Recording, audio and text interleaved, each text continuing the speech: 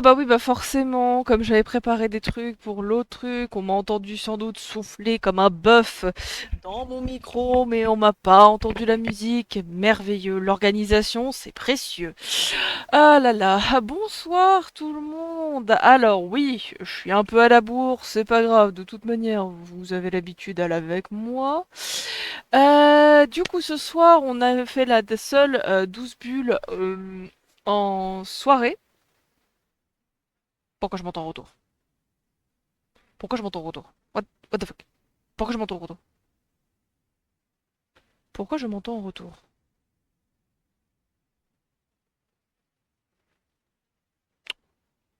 Euh... J'ai pas Twitch ouvert. Ah si, ok, d'accord, j'ai compris pourquoi je m'entendais en retour. Ah d'accord, en fait c'est parce que bah, Rinlu, que vous voyez son avatar, je vois son... Je... Sur son partage, voilà, c'est ça, c'était ton screen, exactement, Rinlu. Et j'étais en train de paniquer, j'étais en train de me dire qu'est-ce que c'est que ce bordel. Du coup, je vais démuter ça, je vais mettre le son sur Discord, on va rejoindre Rinlu. Attendez, parce que faut que je retrouve le son Discord, la vanne, parfait. On va se démuter, on va rejoindre Rinlu. Ok, coucou. Et coucou, bonsoir. Alors, on ne va pas rester sur cet overlay là. Je te laisse regarder 5 minutes le live parce que je vais réserver une petite surprise à tous les invités. Donc tu en fais partie, bien entendu. Parce que je Hmm. vais pas nous laisser sur ce screen dégueulasse pour discuter. C'est mort. Hop, voilà. Ou parce qu'on fait les choses bien ici, merde, hein. Ah, Tu es prête, tu vois? je vois tout, je suis ready. Ok, alors, petit dernier changement pour moi. Hop, est-ce que c'est bon ça? Allez, mine ton cul, la cam. C'est bon? Nickel, c'est bon. Hop, on va la mettre droite quand même parce que ce serait un peu con que ça soit pas droit. Hop, allez. Et on va ouvrir le rideau. Tada! Et voilà. Waouh! Voilà! C'est trop bien. C'est génial ça parce qu'on dirait vraiment que t'es planqué au niveau de la table quand tu parles. C'est trop mimes. Voilà. Donc du coup, les personnes qui regardent aussi le live, ils ont le bruit du feu de cheminée aussi. Oh, nice. Eh oui, j'ai tout prévu. Et moi, je me suis trouvé un truc Puis- pour être détouré. Et je vais juste enlever mon plaid parce que comme il y a du truc dessus, ça me détourne mal. Mais voilà, du coup. Nice, nice. Et bah du coup, bienvenue tout le monde. Donc je suis en retard, mais bon, comme je vous ai dit, vous avez l'habitude avec moi. On est avec Rinlu, que vous connaissez un petit peu. On a fait pas mal de lives ensemble de style Minecraft et Lethal Company. En Bon, effet. vous l'avez plus vu sur Minecraft à rigoler comme une petite sorcière, donc c'est peut-être comme ça que vous vous souviendrez d'elle. Ou sur le Minecraft du G4P, parce que c'est là qu'on s'est rencontrés, à faire la con dans le Nether. Voilà. Oh, pas que dans le Nézan non plus. Oui, pas Oh. que. Oui, pas que, effectivement.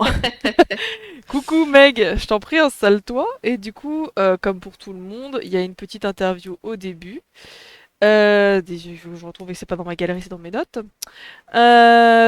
Alors, du coup, Rindu, avant de commencer quoi que ce soit, je te laisse te présenter un petit peu parce que bon, à part en jeu ou autre, les gens te connaissent pas forcément sur ma chaîne, donc je C'est t'en prie. stressant. C'est toujours stressant de faire ça, je trouve, la présentation. On se croirait à l'école. Alors, comment tu t'appelles? T'as quel âge, mon grand? Est-ce que ta journée s'est bien passée? Ah oui, très bien. Hmm. Eh bien, écoutez, moi, du coup, c'est Rinlou, peu importe, je m'en fiche. Ou petit Et biscuit comme je l'appelle. voilà, exactement. Et du coup, bah, je suis streameuse depuis maintenant, en tout cas VTubeuse depuis presque 3 ans, plus de 3 ans maintenant. Mhm, Et je suis streameuse à mes heures perdues sur des jeux vidéo, mais principalement, du coup, dessinatrice aussi. mhm. Et voilà, du coup, je suis à mon compte sur Twitch et pour mes illustrations, tout simplement. Voilà. Ok, bon, ça fait une bonne petite présentation. Ça va? Pas trop stressé? Ah, Non, ça va, ça il y a va. eu un follow et je n'ai pas vu. Bonjour à la personne qui vient d'arriver. Ah, Ah, c'est Kakashi. Bonsoir, Kakashi. Bonsoir, Kakashi. Je suppose que ça vient de chez toi, c'est ça? Oh, bah oui. D'accord. Bon, et bah du coup, on va commencer par les questions. Alors, il y a 8 questions, et la quatrième, c'est un peu la question du milieu, histoire de... on va dire une petite question un peu simple, histoire de temporiser avec les autres, quoi. Salut Ok. John, bienvenue, toujours fidèle au poste à ce que je vois. Alors, du coup, la première question, c'est qu'est-ce qui t'a donné envie de dessiner? Hmm. Alors Hmm. ça, en vrai, c'est une question qui est un peu... Je sais pas trop comment y répondre, parce qu'en fait, il n'y a pas vraiment de choses qui m'ont donné envie de dessiner, pour la simple et bonne raison que j'ai toujours dessiné. Ok, d'accord. Donc j'ai pas eu de réelle envie de... Ah, je sais pas, vers peut-être mon adolescence, me dire, ah, j'ai envie d'apprendre à dessiner. Parce qu'en fait, j'ai vraiment toujours dessiné depuis que je m'en souviens. D'accord, Et ok. c'est juste que c'est toujours resté. Et comme j'ai été encouragée dans cette voie-là, bah c'est resté et j'ai toujours aimé quoi. Ouais, donc en gros, depuis que t'es entre guillemets toute petite, tu griffonnais sur tout ce qui te passait sous la main, quoi. C'est ça, c'est ça. D'accord. J'ai d'abord fait beaucoup de Maman, regarde mon joli dessin! Et c'était des vieux trucs, tu sais pas trop ce que c'était, mais maman, attends, c'est bien, je suis fière de toi! Et petit à petit, c'était, ça passait en duel de oh là là, vas-y, tu dessines aussi! Du coup, on se bat, genre, qui fera le meilleur dessin? Et c'est resté. Du coup, c'est vrai que quand je suis arrivée au collège, euh, je me suis beaucoup développée là-dedans. Mhm. Je commençais vraiment à apprécier, à faire des personnages, à apprendre, à développer ces trucs-là. Et Ok. quand je suis sortie du collège, j'étais en mode, je veux apprendre à mieux dessiner, je veux faire mes études là-dedans. Et du coup, c'est ce qui m'a emmené dans cette voie-là. Ok, d'accord. Ok. Alors du coup, la deuxième question, c'est quoi tes inspirations principales quand tu dessines? Oh. Alors, très compliqué comme question. Alors on dit, elle dessine des bons mecs. Ah, je dessine des beaux monsieur. Ah, j'avoue, les beaux monsieur, c'est mon péché mignon. Mes principales inspirations, en vrai, c'est peut-être triste à dire, mais j'en ai pas. En fait, j'en ai pas ou voire très peu. Mhm, Parce que j'ai une manière de bosser qui est très étrange, qui est très aléatoire et qui dépend de mon mood, de mhm. mon hyperfixation du moment D'accord. et de plein de petites choses comme ça accompagnées. Ouais. Et c'est vrai que j'ai pas vraiment de référence de me dire oh là là, je m'inspire d'un très grand peintre, genre Monet ou quoi. Non, non, c'est Alors pas pour le vrai. coup, quand je parlais inspiration, je pense pas forcément à tout ce qui est peinture classique, Renaissance, machin Ah et oui, non, tout. mais bien sûr. Je parle aussi de jeux vidéo ou autres, ou de séries, machin et tout. Pas vraiment non plus. Pas vraiment. J'ai eu une grande inspiration à une personne qui m'a beaucoup inspirée quand j'étais au lycée. Mhm, Et j'ai énormément passé mon temps, malheureusement, à copier son style, ou en tout cas à essayer de m'en rapprocher le plus possible, parce que j'aimais vraiment beaucoup. mhm. Et je me suis rendu compte que du coup, c'était pas très original et que j'avais pas du coup ma propre patte graphique. Ce qui m'a longtemps fait regretter ce choix. Et je me suis dit, putain, mais en fait, je suis pas moi-même quand je dessine parce que ça ne ressemble pas à ce que je veux exprimer. Mhm. Et du coup, maintenant, j'essaye de pas trop avoir de référence, de plus me dire, ok, ça ressemble à ce que je voudrais faire, et puis ça me va, tu vois. Ok, Donc, d'accord. je me fixe pas de référence. Il y a des choses que j'aime beaucoup, il y a des trucs qui sont très classe, des inspirations qui sont très très belles, mais je ne préfère pas m'en rapprocher. D'accord. Salut SCP. Ok, ouais, d'accord. Alors, après, dans le dessin, qu'est-ce que t'aimes dessiner ou n'aimes pas? Et si tu n'aimes pas quelque chose, c'est quoi ta bête noire? Alors, ce que j'aime dessiner par-dessus tout, Les beaux mâles. ah, les beaux mal alpha là. Miam miam. Pour après faire du yaoi. Aïe, aïe, aïe, aïe, aïe, les beaux monsieur là. Non, en vrai, c'est vrai que j'aime beaucoup dessiner des personnages, forcément plus masculins, je sais pas pourquoi, mais plus masculins. Mhm, Paysage, je m'y risque de temps en temps, mais j'avoue que c'est pas spécialement mon truc. Mais je pense, chose que je déteste le plus, c'est peut-être tout ce qui est très mécanique, très engrenage, très peut-être steampunk ou méca, parce que c'est genre, je trouve d'une complexité et d'un détail que je n'ai pas et d'une patience que je n'ai pas non plus. La tablette qui finit par la fenêtre quand elle essaie de faire du Ah steampunk. non, vraiment, vraiment. Du coup, je pense que si je devais dire ce que je déteste le plus dessiner, ce serait ce genre de choses parce que c'est vraiment. Ouais, tout ce qui rentre dans Le- énormément de détails, quoi, c'est ça? Ouais, quand ça devient trop de détails. En fait, pour moi, un bon mecha est un mecha qui devrait marcher IRL. Hmm. Dans le sens où si tu dessines un personnage qui a peut-être des bras mécaniques, un robot, machin, truc. Si pour moi, IRL, ça ne fonctionne pas, ce n'est pas un bon mecha, et du coup, ça me ferait chier de le dessiner, tu vois, déjà de base. Mais du coup, me faire chier à dessiner des engrenages, des pistons, des machins. Eh non, vas-y, c'est trop. Eh, vas-y, ça m'a saoulé. Vraiment. Du coup, je suis en mode, non, vas-y, mecha, va te faire foutre. Pas de mecha. D'accord, ok. Et du coup, qu'est-ce que t'aimes dessiner principalement? Enfin, on avait déjà dit répondu ça, la des beaux mâles, c'est ça, hein? J'ai bien compris. Ouais, principalement des personnages en vrai, tout ce qui est humain, humanoïde, tout ce qui. Voilà. Un bon mecha pour moi, c'est une arme de destruction massif. Aussi, oui. Et pour répondre à ta question, ça va très bien, SCP. Alors du coup, pour la petite question un peu plus tranquille, donc la question 4, ta couleur préférée, c'est quoi? Oh, c'est vraiment une question, ça? Oui, c'est vraiment une question, c'est histoire de... voilà. Je pense que ça se voit un peu, Ouais, mais ça se voit un peu, mais bon, comme... le mauve, quoi. C'est pas du tout parce que t'as les cheveux violets, t'as des reflets violets, t'as du violet sur ta combi, sur ton personnage. Non. Non, Oh, du tout, du tout. À peine. à C'est pas peine. ça, du tout. Alors du coup, la question 5, c'est quoi ton média préféré pour dessiner, donc traditionnel, digital, peinture, 3D, etc. Parce que je sais que tu fais de la 3D, donc qu'est-ce que tu Alors, préfères? waouh, j'ai testé tellement de supports différents que c'est très compliqué à dire parce qu'ils ont tous leurs avantages et leurs inconvénients. Ton top 3 alors, dans ce cas-là?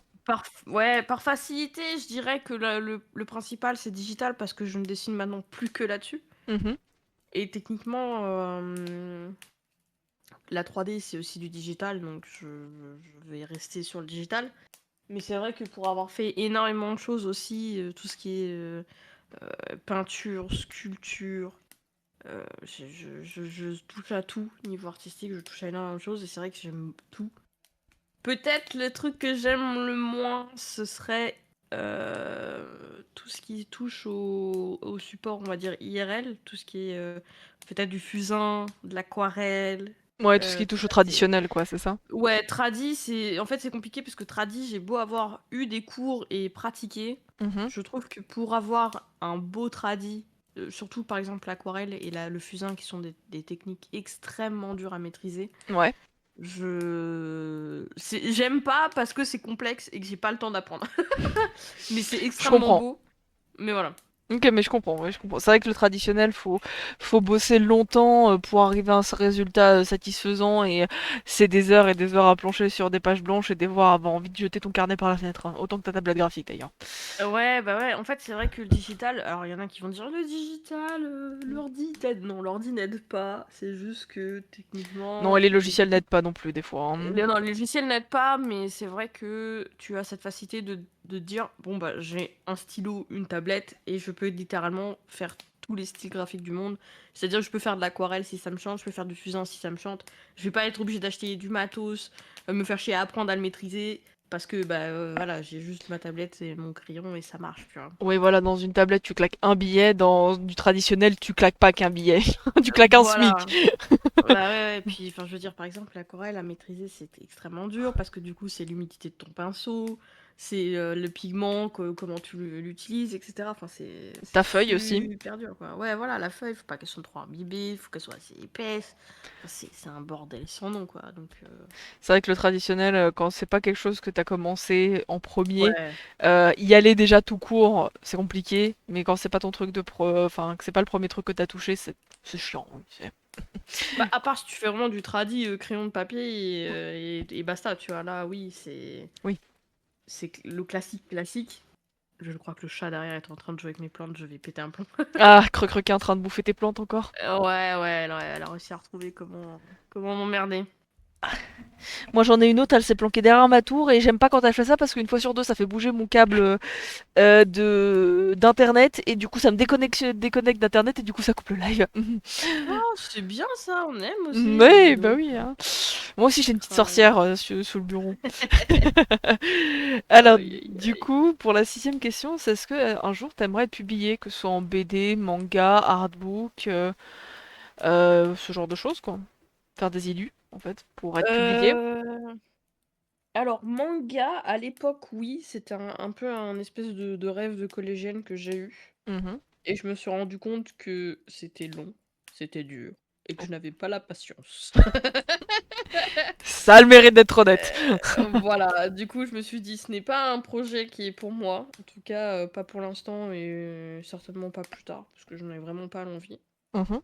Un artbook, par contre, pourquoi pas? J'y ai songé récemment, et je me dis que si euh, je mets des terres un peu plus pour l'année 2025, il y a moyen que peut-être que je m'en fasse un.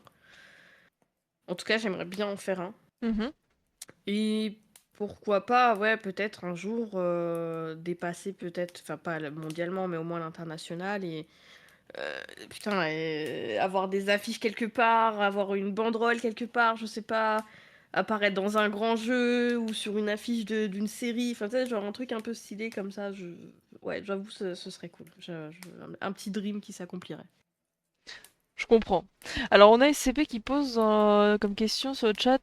J'ai un petit problème avec un dessin et j'ai essayé de dessiner un masque de peste et je le trouve moche. Vous avez un conseil? Ça dépend de ce que t'entends par masque de peste parce que là, c'est un peu flou en vérité quand tu dis ça comme ça. Ouais, ça doit être le plague doctor, un peu genre l'espèce de bec de corbeau, je pense. Ah, un masque de la peste! Ah, bah, le meilleur conseil que moi j'aurais à te donner après, je sais pas ce que le Rinlu te dira, mais prends des références.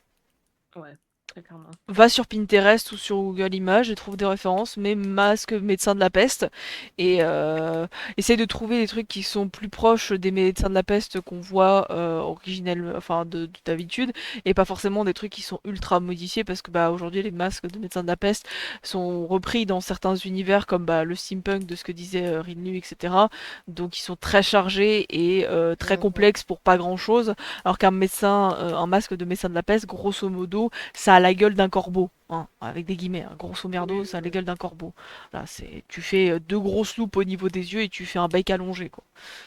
Je schématise, hein, mais grosso modo, ça, si ma mémoire n'est pas mauvaise, ça ressemble à ça, quoi.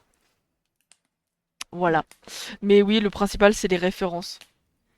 Et bah, de rien, de rien. Référence. Et après, moi, je sais que de manière générale, quand les gens me demandent, tu sais, moi, il n'y a pas de souci, ils postent leurs dessins, je leur explique. Oui, voilà, pareil, J'arrive de faire si, des petits tutos, tu vois, des trucs à la con. Donc, oui, pareil, si t'as besoin de nous poster le dessin sur le Discord pour qu'on y jette un œil ou quoi que ce soit, on peut, y a aucun problème, hein, y a pas de souci. Alors attends, parce que au cas où, bon, je pense que tu verras si ça poste.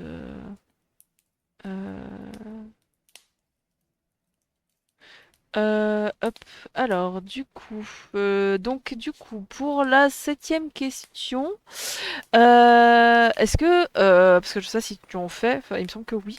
Est-ce que tu as déjà eu des commandes dites particulières ou des clients un peu casse-pieds pour être poli? non, en soi, je toujours. Bah, alors, Ah, je vais être. coucou, Zlaba, Zlaban. C'est la baba. Ah, Zlababa. Coucou Zlababa. Alors, en soi, j'ai toujours eu des clients respectueux. Mhm. Mais forcément, il y a des commandes que t'aimes plus ou moins quand t'as plusieurs commis. Je sais qu'il y a des clients où genre j'étais peut-être un peu moins hypée de la commission, où j'étais en mode ok, je vais le faire, ça m'intéresse, mais pas en mode waouh, le projet de fou, je kiffe sa mère et je vais être à fond dedans, tu vois, c'est normal, ça arrive. Ouais. T'as des projets qui hype moins que d'autres, mais j'ai jamais eu face à moi des clients désagréables ou des trucs étranges, à vrai dire. D'accord. Et Donc, c'est pas une de tes craintes non plus? si. Mais écoute, pour le moment, j'ai pas eu affaire à ça, donc ça va. Mais c'est vrai que c'est un peu ça me fait un peu peur des fois de me dire, waouh, peut-être que je vais tomber face à un client qui va me demander des trucs chelous ou qui va peut-être faire des trucs chelous. Ouais. Mais ouais, non, pour le moment, c'est pas le cas, donc je croise les doigts. Et puis, bah, sinon, après, moi, je me réserve le droit de refuser aussi les Oui. clients. Il faut se Donc, réserver le droit de refuser parce que des oui, voilà. fois, des fois, ça peut être difficile le métier d'artiste et on se dit, il faut qu'on dise oui à tout, mais il y a des moments, si t'as des trucs bizarres, faut que tu dises non, hein. Oui, non, non, clairement, Faut- je vais pas me forcer à faire un truc qui ne me plaît pas et qui est en plus de ça étrange. Donc, Alors, j'ai vu SCP que tu disais que tu t'entraînais sur les mains et que tu étais piètre sur les mains. Je te rassure, on est tous passés par là. Ça nous a tous cassé les burnoutes, pour être très poli. oui, Mais en effet. si je peux te donner un conseil, c'est de prendre les bouquins. Alors, je vais essayer de faire en sorte que ça soit pas sur le teddy bear.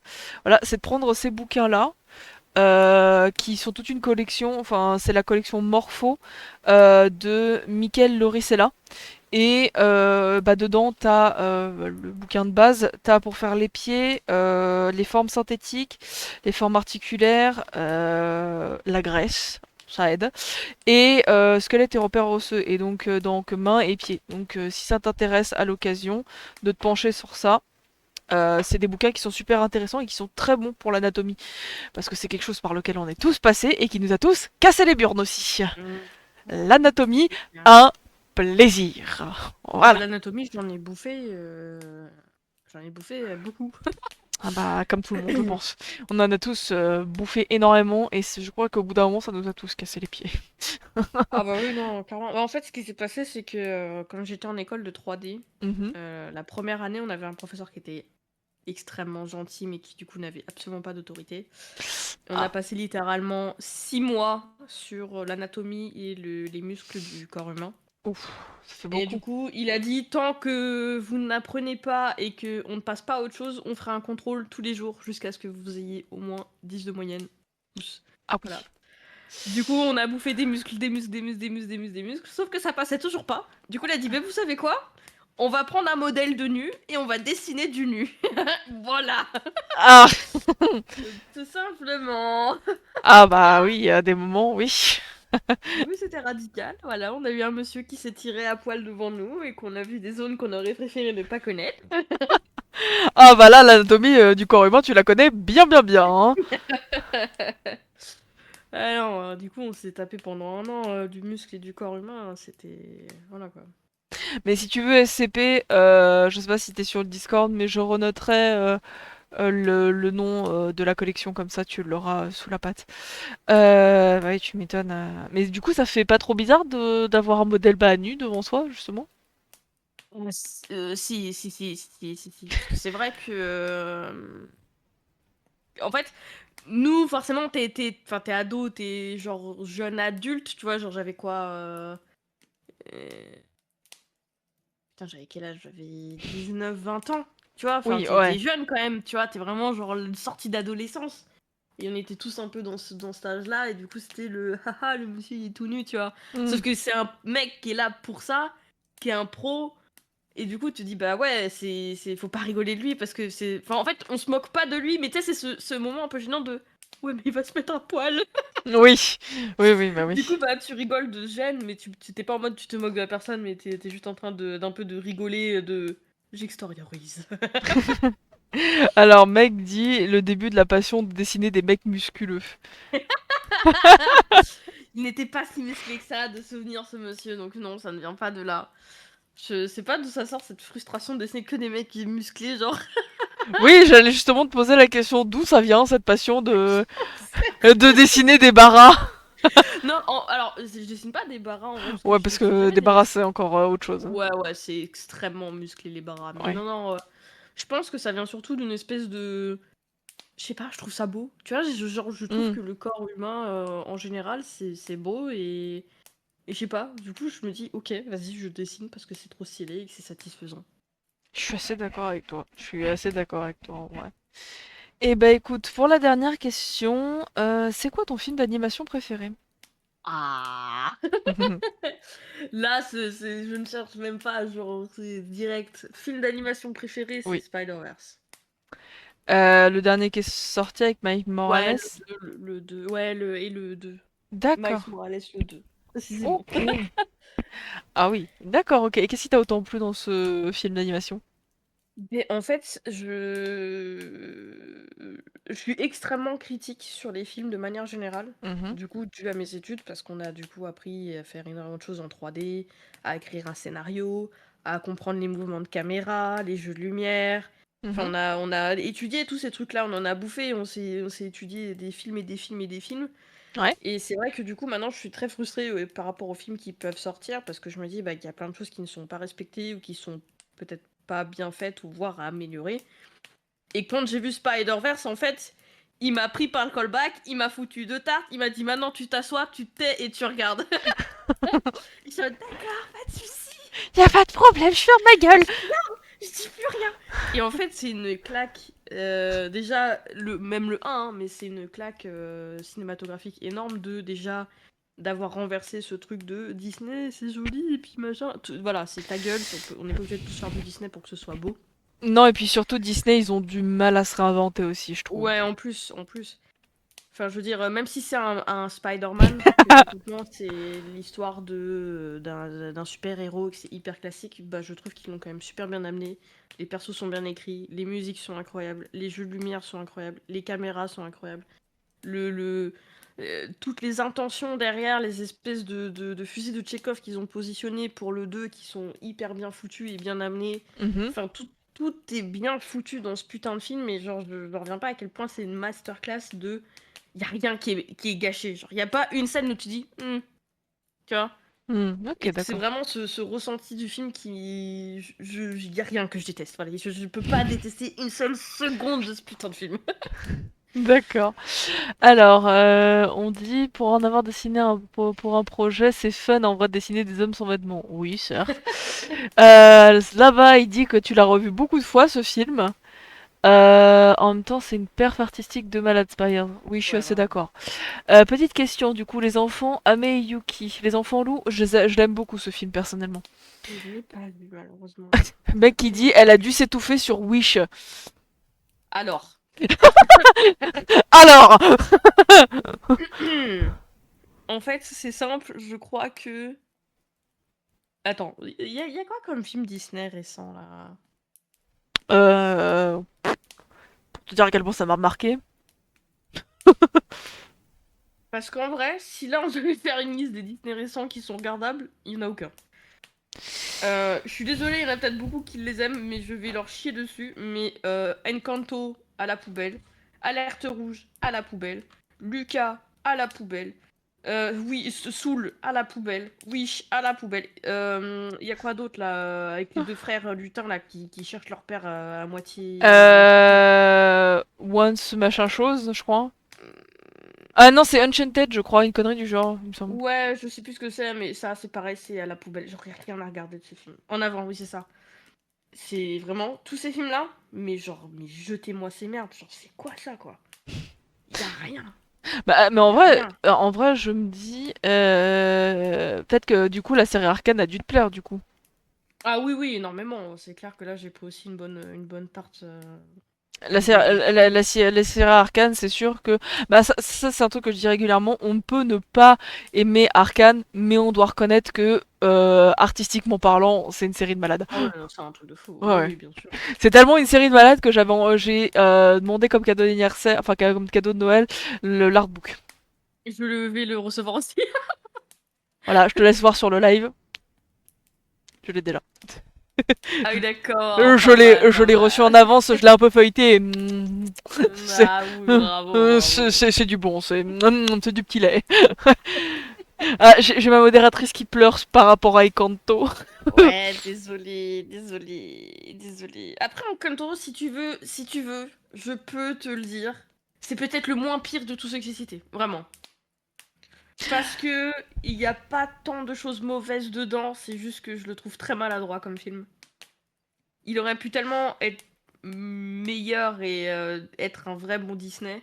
Malheureusement, ils ont pas été le plein potentiel et ils ont pris des chemins trop classiques. Ils n'ont pas essayé de se bousculer, tu vois. C'est ça le problème des Kanto. Il Bah, aurait pu être très bon. Il Et est pas mauvais, il aurait pu être meilleur. C'est tout ce que je dis. en vrai, ce que j'ai surtout remarqué par rapport au Disney, c'est que au tout début, par rapport à, on va se dire ce qu'ils appelaient l'âge d'or, j'ai remarqué que les Disney étaient vachement plus violents, fut une époque, qu'ils le sont maintenant. Je veux dire, Ah, bah, il y a quand même des passages animés qui ont, pour certains gosses qui étaient un peu sensibles, les ont un peu traumatisés. Je veux dire, la forêt de Blanche-Neige, oui. bon, voilà quoi. Oui, oui, oui. La mort de la mère de Bambi, la mort pas de Mufasa, la mort, enfin, si c'était Mufasa le prénom, enfin, Oui, ce oui, genre de choses. le frère de... Voilà, il y a quand même des choses un peu plus violentes, quoi. C'est bon. Ouais, c'est sûr. Je dis pas qu'ils sont pas violents, les nouveaux Disney, juste que c'est un peu édulcoré. Et puis c'est surtout que aujourd'hui Disney ils tirent sur la corde de leur best-seller en fait. Genre La Reine des Neiges, ils sont en train de l'essorer comme une vieille serpillière, quoi. Par exemple. Ouais, oui, c'est sûr, ouais. Mais après, moi, je te parle surtout de tout le reste. Pas de Enfin, souci par SCP, exemple, je te remercie d'être passé. Oui, vas-y, je t'en prie, continue. bonne soirée, CP. Par exemple, je suis désolée pour ceux qui l'aiment, mais je vais prendre le film Soul. Je sais pas si tu l'as vu. Non, et c'est pas celui qui m'intéressait le plus, donc pour moi tu peux spoiler, y a pas de problème. Et bah, tu ne loupes rien parce que ce film, il y en a qui étaient en mode, waouh, quel beau film, on en a la larme à l'œil. Je suis en mode, les gars, vous avez regardé le même film que moi ou vous êtes juste par. Je sais pas. En fait, le film, pendant tout le long, Mhm, tu suis un personnage qui est mort prématurément, qui du coup essaye de retourner sur Terre par tous les moyens, mhm, en étant dans le avant, parce que du coup t'as un avant et t'as le après, donc là t'as le avant, il essaye de mentor quelqu'un, mhm, et vis-à-vis de ce avant, il essaie de rejoindre la Terre, à tout prix. mhm, Donc déjà, le mec essaie de partir à contresens d'un truc naturel et que personne ne contredit d'autre. mhm. Donc déjà, c'est pas logique, parce que genre sur des milliards de vies qui sont passées et qui partent vers l'après, il y a que lui qui s'est dit « Ah bah non, moi en fait, j'ai pas envie !» Donc déjà, tu dis « Ok, pourquoi pas, c'est très étrange, mais why not ?» Du coup, tu dis « c'est quoi le message derrière tout ça ?» Tu sais, tu cherches un peu la morale. Mhm, Et ben en fait, la morale, la vraie morale du film, elle mhm. n'est dite que dans les 5 dernières minutes, qui est « Profite, la vie est courte ». Le reste du temps, ce n'est absolument pas ça le message qui est donné. Voilà.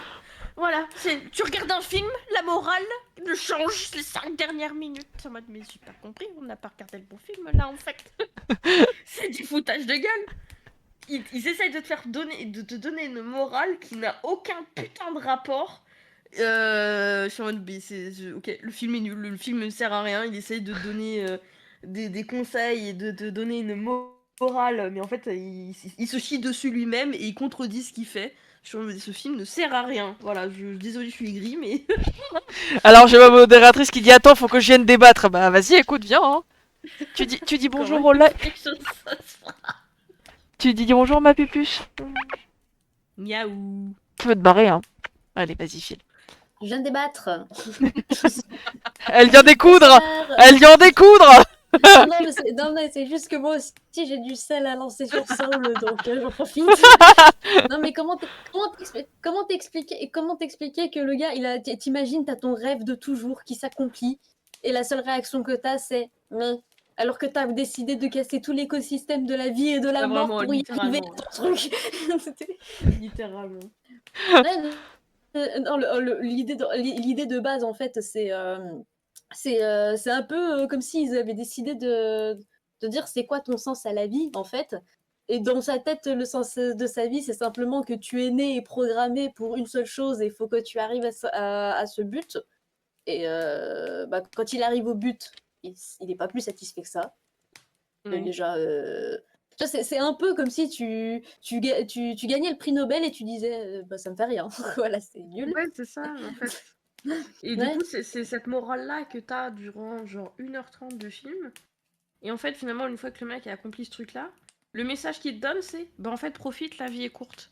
Je suis en mode, mais quoi? Mais pourquoi changer de morale comme ça? Genre, Non, et puis 5 minutes avant la fin, c'est complètement con. et puis surtout, je suis désolée, mais il y en a des gens qui ont décidé dans un premier temps de leur vie, à privilégier leur carrière, etc., Oui, pour bah oui. réussir et ensuite faire leur vie. Et pourtant, je sais pas, c'est un peu triste de dire qu'ils ont gâché leur vie parce qu'ils sont pas allés en sortie et tout. Et tu vois, il y a exactement la même morale à la con dans La Princesse et la Grenouille, où est-ce qu'on reproche constamment à Tiana de bosser jour et nuit pour réaliser son rêve de faire un restaurant, qui est pas seulement son rêve, mais aussi celui de son père.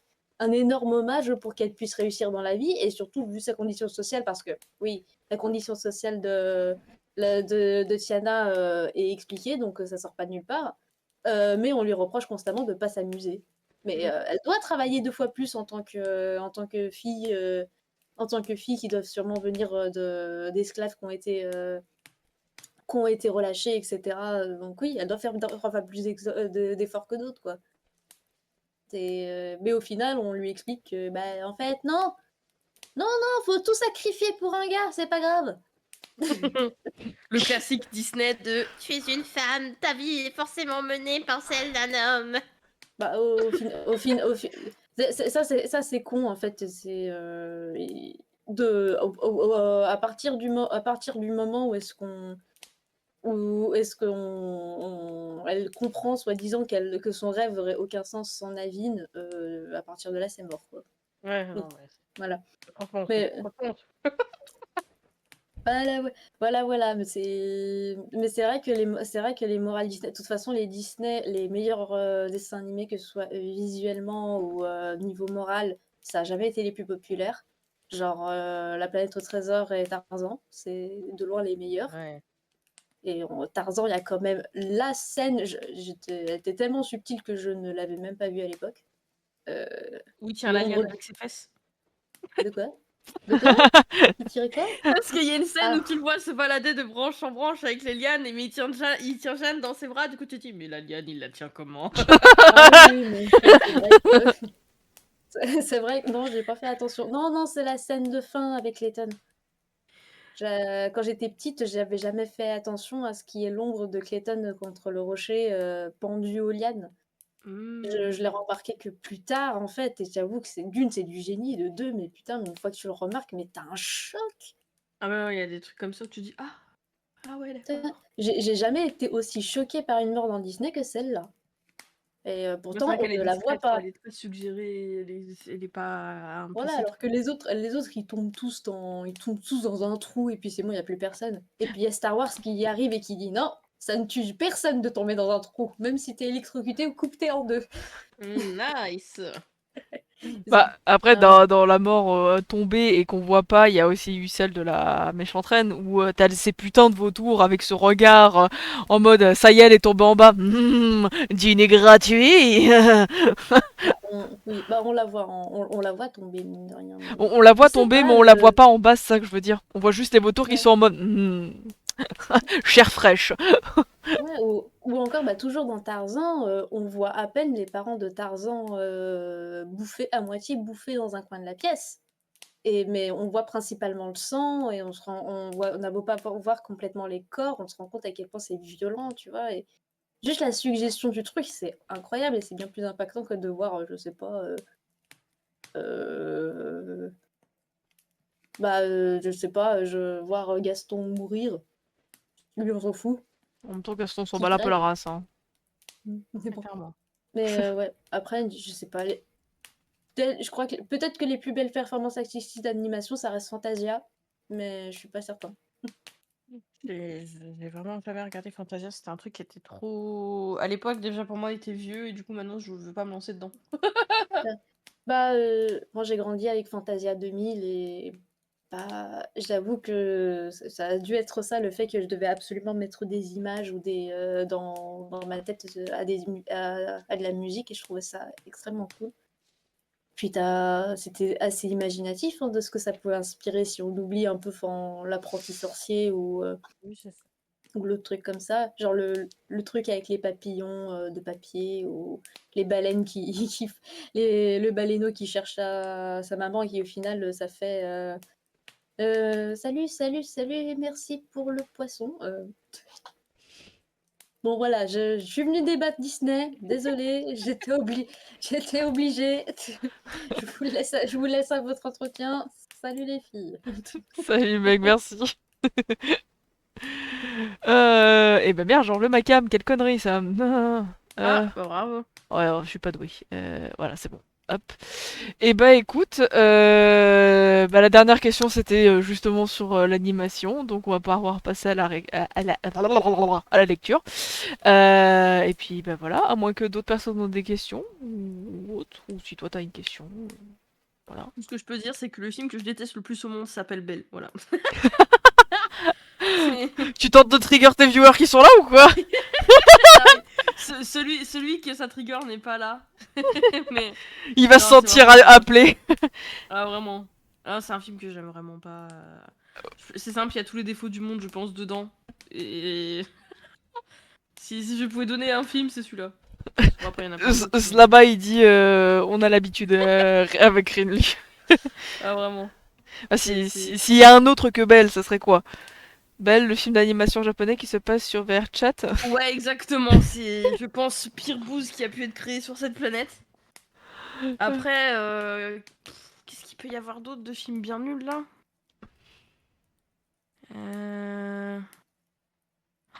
En vrai, je sais pas, il y en a tellement. C'est juste que celui-là, je voue une haine profonde dessus. Ah bah j'ai cru comprendre quand tu vois, tu vois une haine assez viscérale à ce pauvre film qui t'a rien fait. Ah ouais, non, vraiment. Vomitière, voilà. Ah la vache. Alors, hop. Tac, on Alors, va... je veux pas t'inquiéter, mais je ne retrouve pas la brush que j'aime. Ah bah écoute, prends ton temps, hein. Moi je baisse le rideau et je passe sur le truc. Hop. Alors, Et donc, je remets ma cam normale aussi. Hop, désactiver, activer. Allez, remets-toi, connasse. J'ai dit remets-toi, connasse. Merci. Invité. Oui, il faut que je mette ton truc. Hop. je crois que j'ai retrouvé ma brush.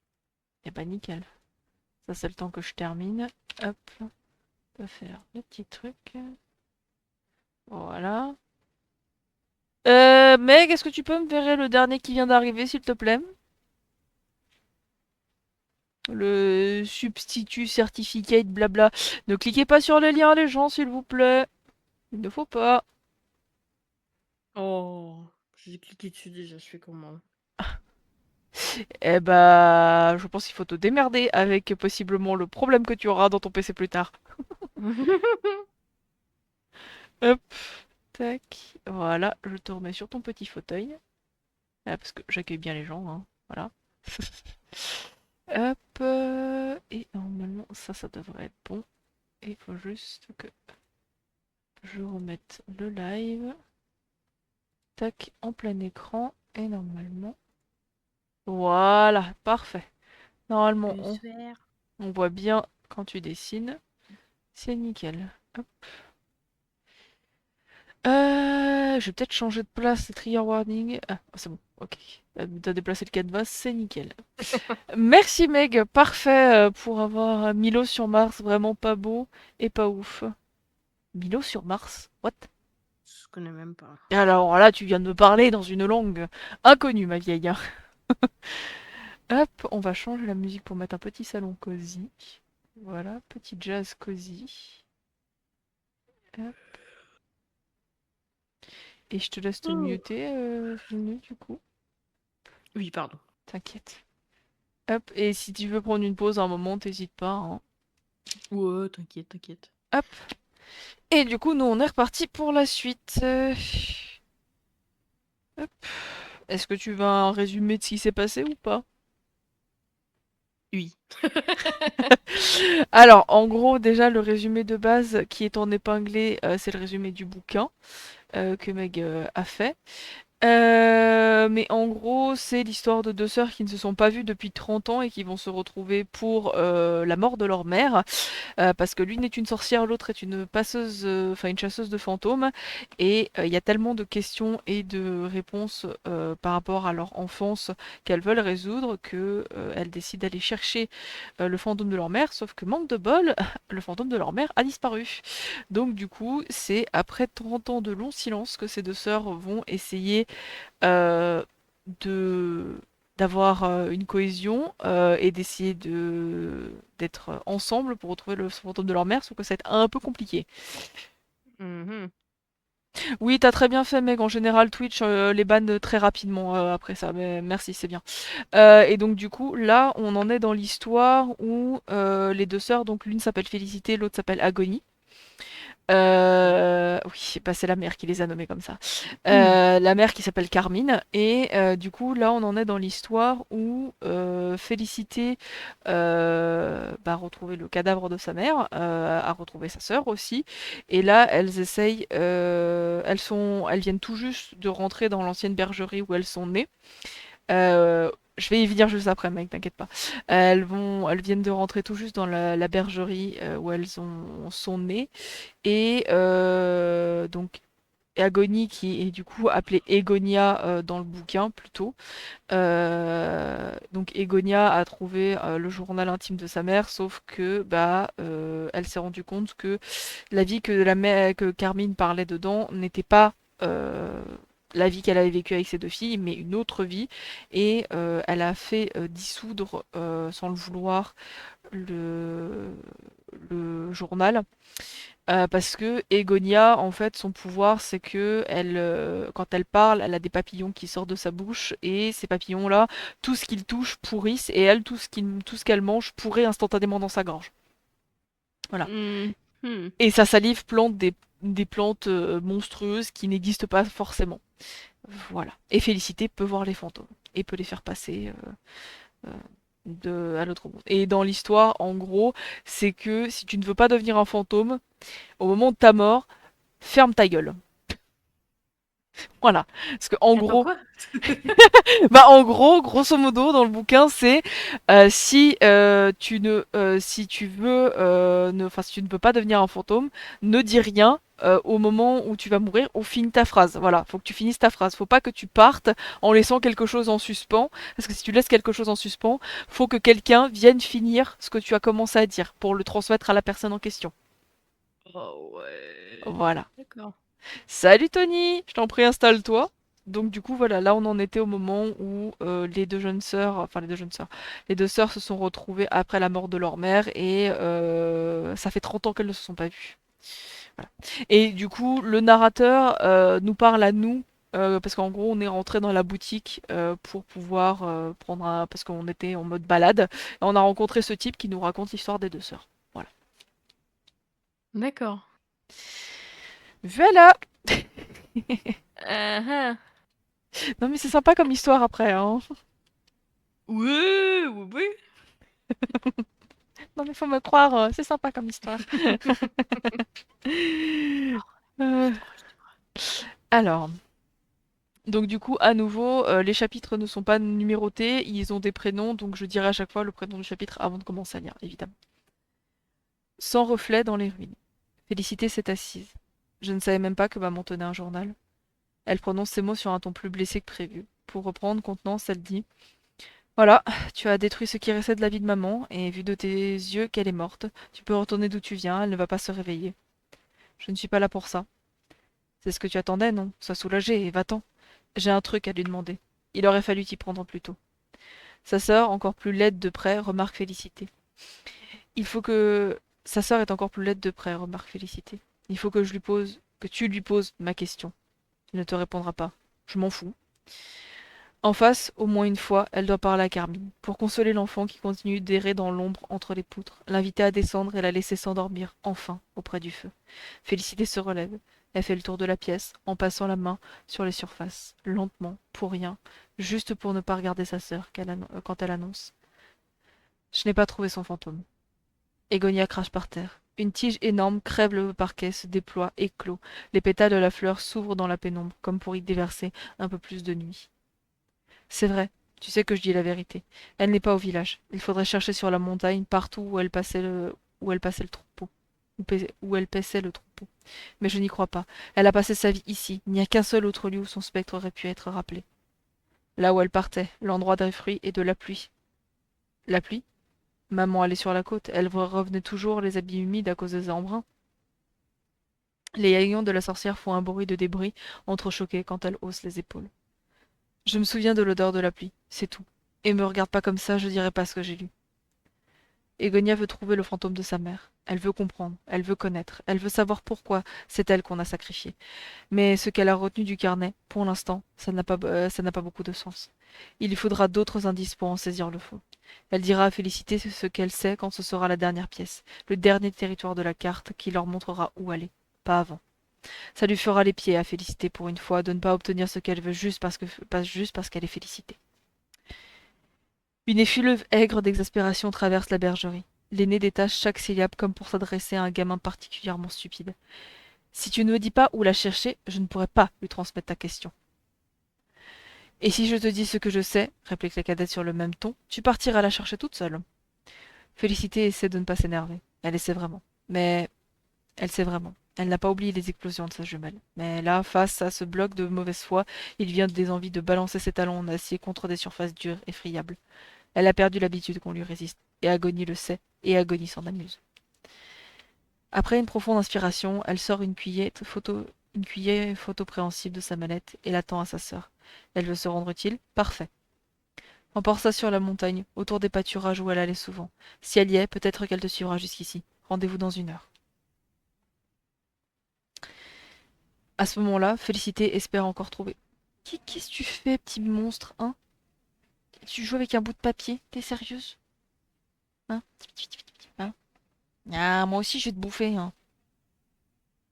J'ai mon pull, tu peux pas me faire mal quand tu me croques comme ça, espèce de patate. Mes excuses, avoir un chaton jeune, hein. Enfin un chat jeune, parce qu'elle a que 1 an, c'est plus un chaton. Alors, à ce moment-là, Félicité espère encore trouver Carmine sans trop d'obstacles. Elle se trompe, bien sûr, sinon mon histoire ne vous garderait pas ici tout un après-midi pluvieux. Elle redescend à grandes enjambées vers le cœur du hameau. L'ombre de sa mère, cette ombre démesurée et multiple, aura peut-être survécu et la conduira vers des réponses qu'elle cherche. Mais il n'y a rien sur le crépi craquelé des maisons que des volets. Sur le crépi craquelé des maisons que des volets rouillés. Qu'est-ce que tu fais, patate? Hein? Merde, j'ai perdu ma page avec ces conneries. Hop. Voilà, c'est bon.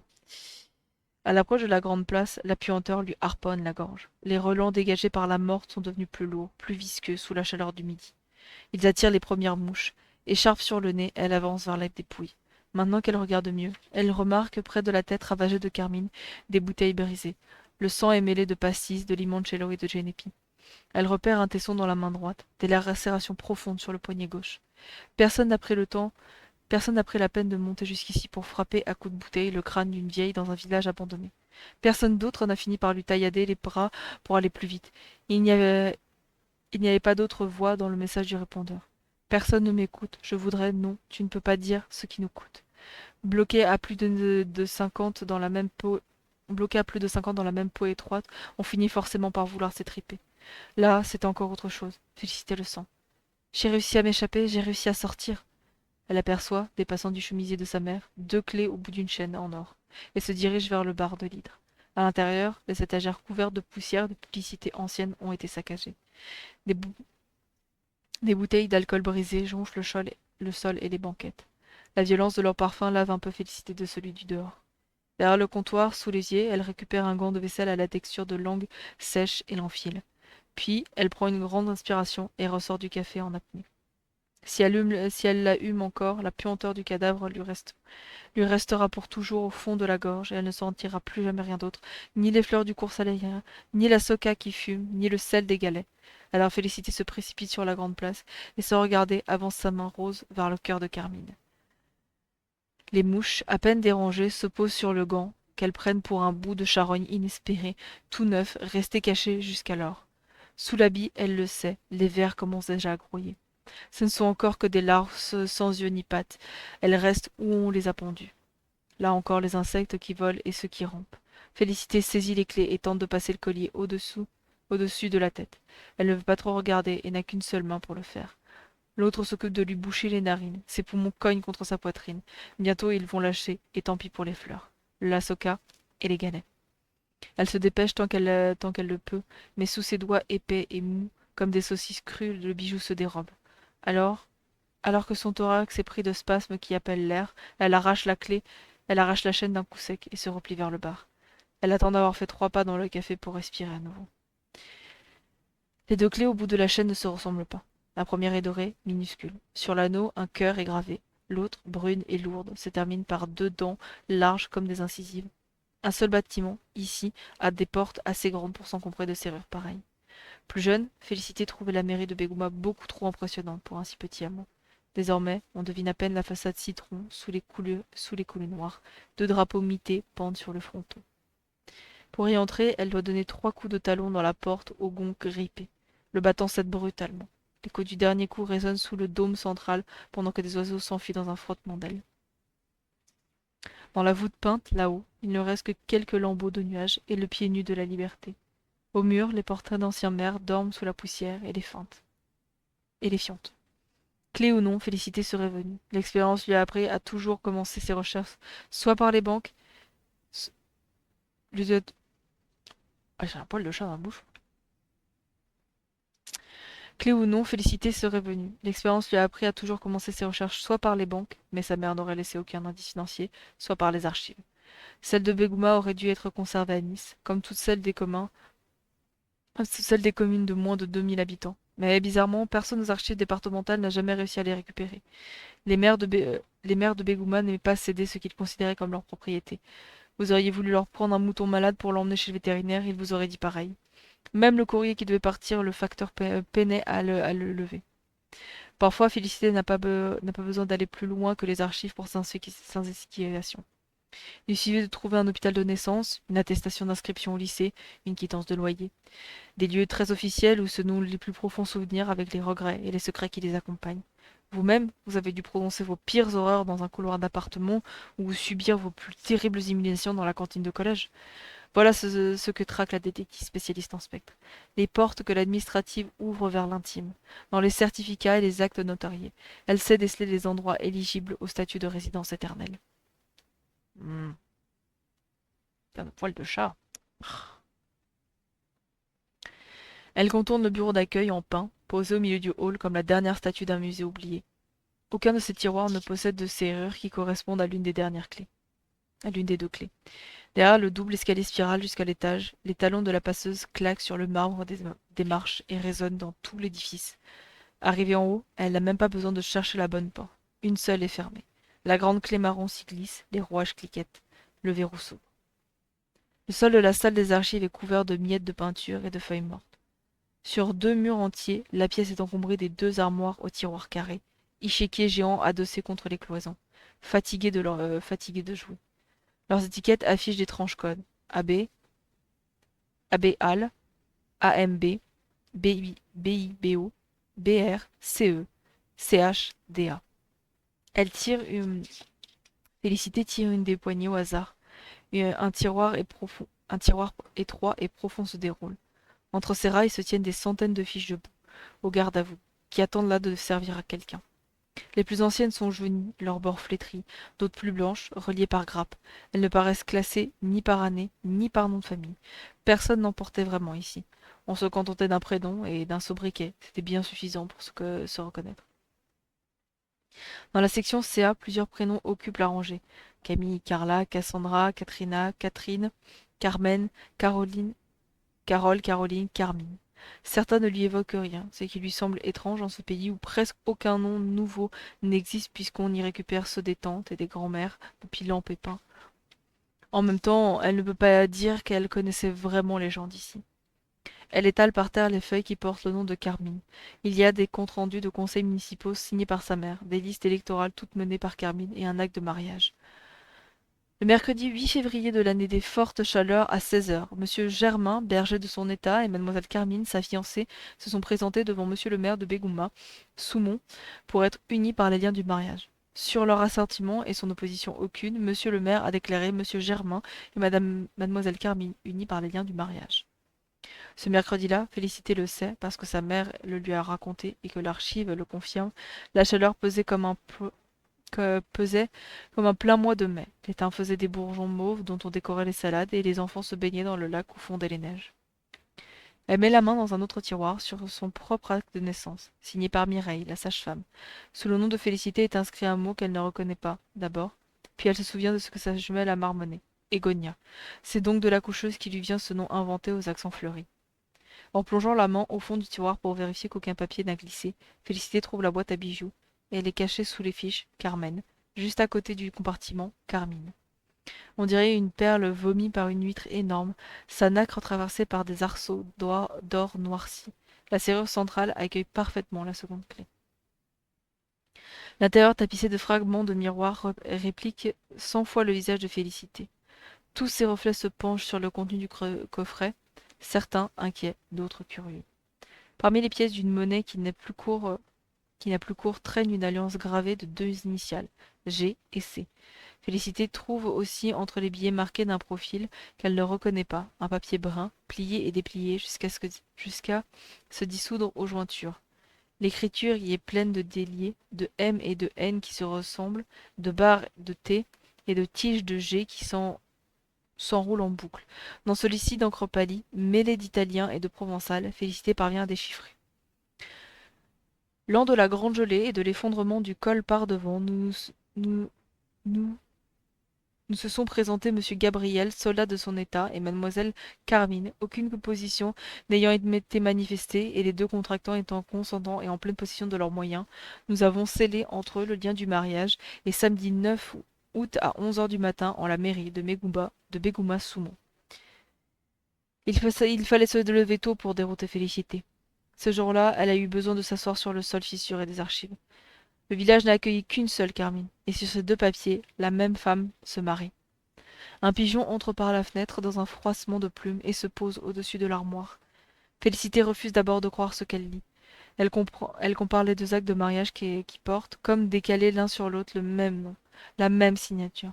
Elle tente de se convaincre que le plus ancien est un fou, qu'une autre Carmine a vécu ici et signé comme sa mère, que ce n'était qu'une copie du même acte, avec quelques erreurs de retranscription sur un papier plus fragile, que l'on peut se tromper entre Germain et Gabriel, qu'il faisait trop chaud ce mois de février, que le maire s'est cru en août. Mais son esprit toujours la ramène vers la vérité. Il existait dans la vie de sa mère un gouffre béant couvert d'une trappe de mensonges. Elle vient de marcher dessus.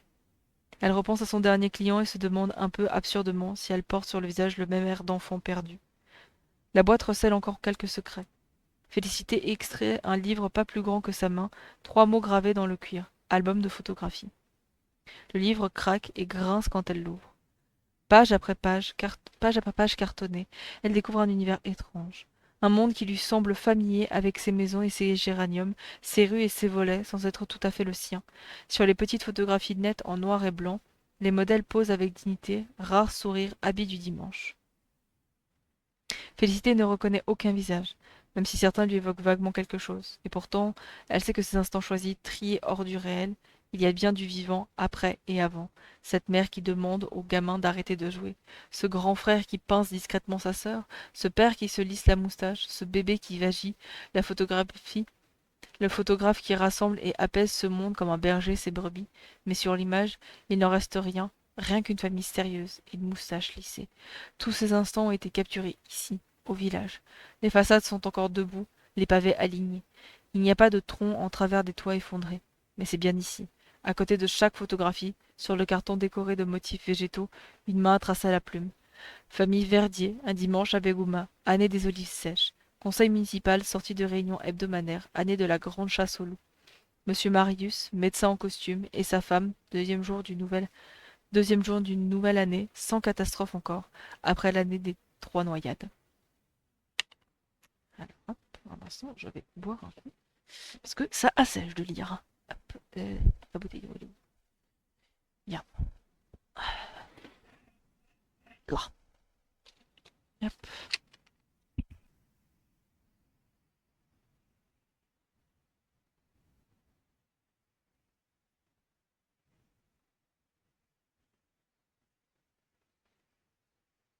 C'est très drôle, Rinnu, parce que ton personnage, quand t'es muté, c'est avec le gun dans la main.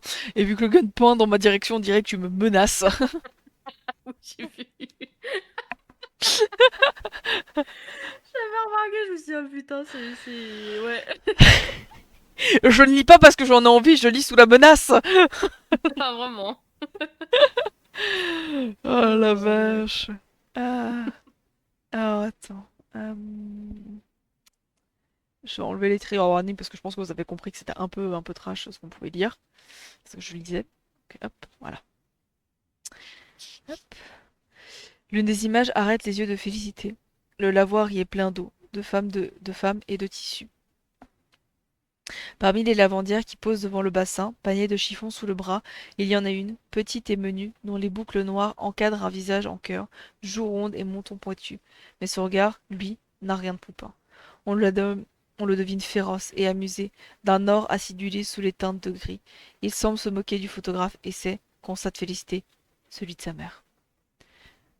Lavandière après le travail, année des fleurs carnassières. Sur la deuxième page, Carmine apparaît de nouveau, en pied cette fois, dans une robe simple, agrémentée d'un ruban à la taille, couronne de marguerite dans les cheveux, bouquet d'œillets à la main. À son bras, un marié en habit noir, la regarde et sourit, comme, comme ne sourit aucun homme sur les photographies, comme personne d'autre ne regarde, ravi, ensorcelé, esclave et heureux. Sous le béret, son visage est sombre et doux. Gabriel et Carmine, jour béni de notre mariage, an de la grande gelée et de l'effondrement des gorges.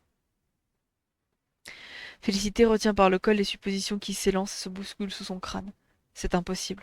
Ni elle ni sa sœur n'ont jamais ressemblé à ce garçon trapu aux yeux noirs. Félicité à la morphologie longiligne de son père, de Germain. Elle le sait, elle a grandi avec son fantôme. Et puis ça, ça n'a pas de sens. Elle était trop jeune. Si Carmine s'était mariée une première fois, elle le lui aurait dit, puis si elle partageait tout, tout jusqu'à leurs rêves nocturnes les plus inavouables. Félicité, du moins, avait tout partagé. Maintenant qu'elle y pense, sa mère prétendait souvent ne pas se rappeler ses rêves. Félicité se voit de loin au-dessus, comme à travers le regard du pigeon, et regrette d'être déjà assise. Elle aurait aimé pouvoir descendre encore d'un cran. Son esprit chute et lui échappe des mains sans qu'elle puisse le rattraper. Les reflets dans la boîte s'animent, chacun dans sa case miroir comme entre les rideaux d'un théâtre minuscule. Elle se penche pour distinguer leurs gestes. Il les rejoue des scènes de son enfance. Elle reconnaît chacun de ces moments. Elle s'en souvient très bien, mais les voit soudain, sous une lumière plus crue. Un soir, Félicité a 8 ans. Elle joue depuis la sortie de l'école avec sa sœur, dans leur repère au milieu de la forêt, quand il se met à pleuvoir. Il fait presque nuit. Elle ne s'en était pas rendue compte. Sur la terre boueuse et sous l'eau qui fouette, elle court jusqu'à la bergerie. Elle trébuche sur une pierre, la peau de son genou éclate contre le rocher. Lorsqu'elle rentre, frigorifiée, dégoulinante, la jambe en sang, sa mère ne se lève pas de sa chaise. Elle reste devant le feu. Elle a les yeux rouges et les joues mouillées. Tu devais rentrer à 18 heures, murmure Carmine. Je me suis inquiétée. Après un long silence, rythmé seulement par les rafales de la pluie sur le toit et les gouttes qui tombent une à une des cheveux de Félicité, Carmine se tourne vers elle et pose une main sur son cœur. La plupart des gens, la plupart des gens, c'est ici qu'ils ressentent les choses, qu'ils vivent et qu'ils battent et qu'il leur vient les larmes ou les chansons. Moi, et elle lui empoigne les mains, brûlantes sur celles glacées de Félicité, c'est là, dans ce petit corps sorti du mien. Sa voix se brise. Félicité, qui tremble de froid, caresse la joue de sa mère qui pleure. Puis Carmine sursaute. Mais tu dois être gelé, mon pauvre amour, et ton genou. Toute la journée, elle soigne et réchauffe Félicité, lui prépare des pommes cuites au miel, l'entoure de serviettes et de tendresse et d'histoires qui la font rire. Félicité est bien contente d'avoir égratigné son genou et couru sous la pluie. Jamais elle ne s'était sentie aussi choyée, une vraie poupée que sa propriétaire enchantée d'Orlotte. Le jour du rouge dans les cheveux, elle a 10 ans. Quand Carmine se rend compte que Félicité a la tête entièrement blanche, elle ne lui embrasse pas le front, en réalité. D'abord, elle ouvre grand la bouche dans un cri silencieux. Elle recule par terre, sur les fesses et les coudes. Félicité couvre la tête de ses mains, sans pouvoir cacher tout son crâne avec ses petits doigts d'enfant. Elle ne veut pas mettre maman dans cet état. Maman qui, maintenant, ferme les yeux et respire trop fort, comme si sa fille s'était transformée devant elle en cadavre vivant. Je suis désolée, dit Félicité. Carmine ne l'entend pas. Elle se précipite vers le miroir, se met du rose sur les lèvres, coiffe ses boucles, ajuste sa robe et sort sans la regarder. Un samedi matin, Félicité a 13 ans. Sa mère s'observe dans la glace ovale pendant que la teinture imprègne leurs cheveux. Carmine a retiré ses habits pour ne pas les tacher. En sous-vêtements, elle scrute sa silhouette, se tourne et se retourne, de dos, de face, de profil. Félicité la trouve très belle, si belle que c'en est impressionnant et qu'elle n'ose pas, elle, retirer sa robe, parce qu'elle est trop maigre et gauche, comme le répète maman. Tu dois penser que je suis affreuse, murmure Carmine avec dégoût sans quitter son reflet des yeux. Avec mes rides et mon ventre marqué par la grossesse. Tu dois te dire que tu vas finir pareil, vieille et laide. Je me disais ça, moi, quand je voyais ma mère se changer dans la salle de bain. Félicité ne comprend pas. Tout le monde trouve maman jolie. C'est même comme ça qu'elle a réussi à obtenir 2 fois plus de points que les autres en payant moins cher. Plus tard, lorsque Carmine est partie, Félicité se regarde à son tour dans le miroir. Elle y découvre des laideurs qu'elle n'avait jamais remarquées avant. Un midi, en plein été, elle a presque 15 ans. Elle a attendu les résultats et ils sont arrivés. Acceptés. Le facteur vient de lui donner le courrier qui le confirme. Elle a réussi. Elle va entrer au lycée à Nice. Des larmes lui montent aux yeux, d'abord de joie. Elle pense avant de se rendre compte que non, ce n'est pas tout à fait ça. C'est l'image de sa mère qui s'imprime sur le papier. Sa mère qui lui fera des sourires trop grands en lui disant au revoir, qui la regardera s'éloigner vers sa nouvelle vie et qui continuera à sourire longtemps, à longtemps agiter la main après son départ, afin d'être sûre que Félicité ne se retournera pas pour lui adresser un dernier signe de revoir, et qui, longtemps après, quand Félicité aura définitivement disparu dans un virage de la route, fermera la porte et s'autorisera alors seulement à perdre son sourire.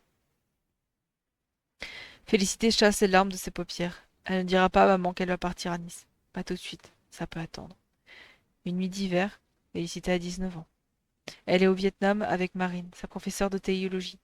Bientôt, elle trouvera enfin la théière des fées qu'elle cherche depuis 10 jours au milieu de la jungle. Demain, peut-être, mais cette nuit-là, Félicité se réveille en sueur. Ta mère, encore lui demande Marine insommeillée. Tu dois rentrer. Ce n'est pas la première fois que Félicité interrompt ses voyages avec la théologue. Sa mère a besoin d'elle. Elle le sent. Depuis 3 ans que Nani a disparu, maman va mal. Elle n'est plus elle-même, pas tous les jours. Elle ne veut pas quitter Bégouma abandonnée. L'autre fois, en revenant de Chine, Félicité a trouvé Carmine prostrée, sous-alimentée. Elle lui avait apporté des provisions, mais son retour a été retardé. L'image de sa mère pâle, amaigrie, presque morte à cause de son absence ne la quitte plus. Depuis, elle part moins souvent, moins tranquille. Bientôt, elle ne partira plus du tout. Et au lieu de devenir théologue, au lieu d'aller sur des continents inconnus chasser les thés précieux, Félicité passera les fantômes. Elle se fabriquera une vie d'habitude et de routine ordonnée, pour rester à Nice, pour s'occuper de maman. Un mardi, Félicité a 24 ans, 30 ans, 37, 45. Le seul voyage qui lui reste est celui qui monte vers les ruines de Bégouma. Là-haut l'attend sa mère, ou ce qu'il en subsiste. Pas grand-chose. Une silhouette, une voix, parfois une bagarre quand Carmine ne la reconnaît pas, quand elle la chasse hors du village à coups de boîte de conserve, quand elle l'injurie si sa fille tente de lui offrir du thé. De temps en temps, c'est rare, Félicité retrouve pour quelques minutes de chaleur sa mère, telle qu'elle existe dans son souvenir, ou une partie de ses souvenirs, celle qui occupe la face brillante et lisse de sa mémoire. Cette pièce-là vient de se retourner. Ta mère, elle te prend tout, elle ne donne rien, lui avait craché Agonie la nuit où le monde s'est fissuré. Ou juste assez pour te regarder près d'elle, ou juste assez pour te garder près d'elle. Une vraie droguée à qui on offre un peu de cam, un tout petit peu pour qu'elle reste et continue à bosser. Et à dire merci surtout. En rassemblant dans ses poches l'alliance, l'album et les 2 actes de mariage, Félicité regarde une dernière fois ses 100 reflets à l'intérieur du coffret. Les yeux vastes et les joues blêmes, ils ont cessé de jouer leur, ils ont cessé de jouer leur scénette. Elle claque le couvercle et ne l'ouvrira plus.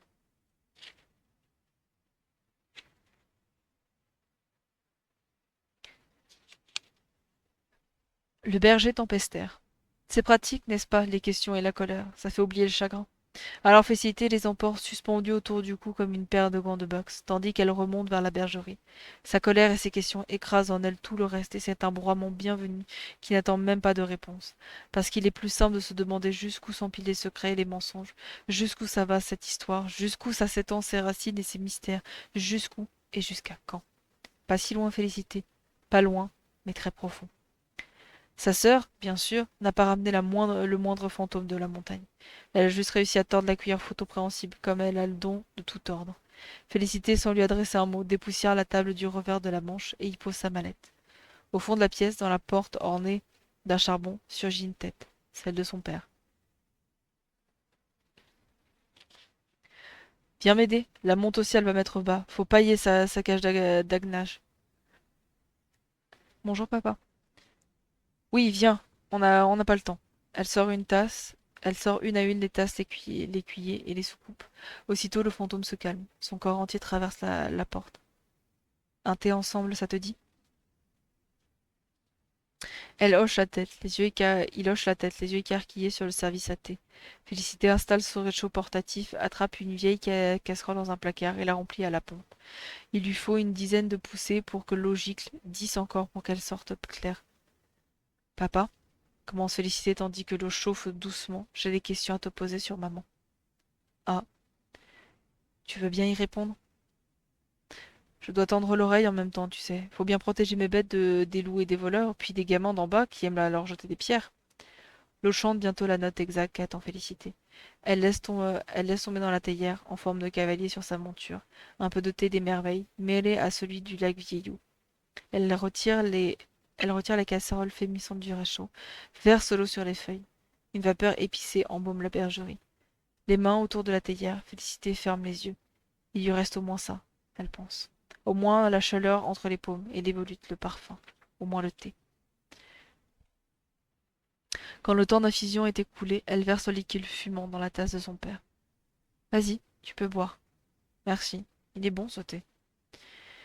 Elle le laisse savourer, la brûlure qui lui descend le long des mains, sur les lèvres, entre les dents, contre la langue et dans la gorge, jusqu'au fond de cet estomac qui n'a rien goûté depuis près d'un demi-siècle.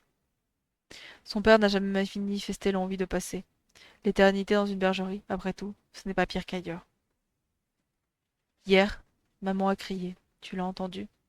J'ai entendu, oui.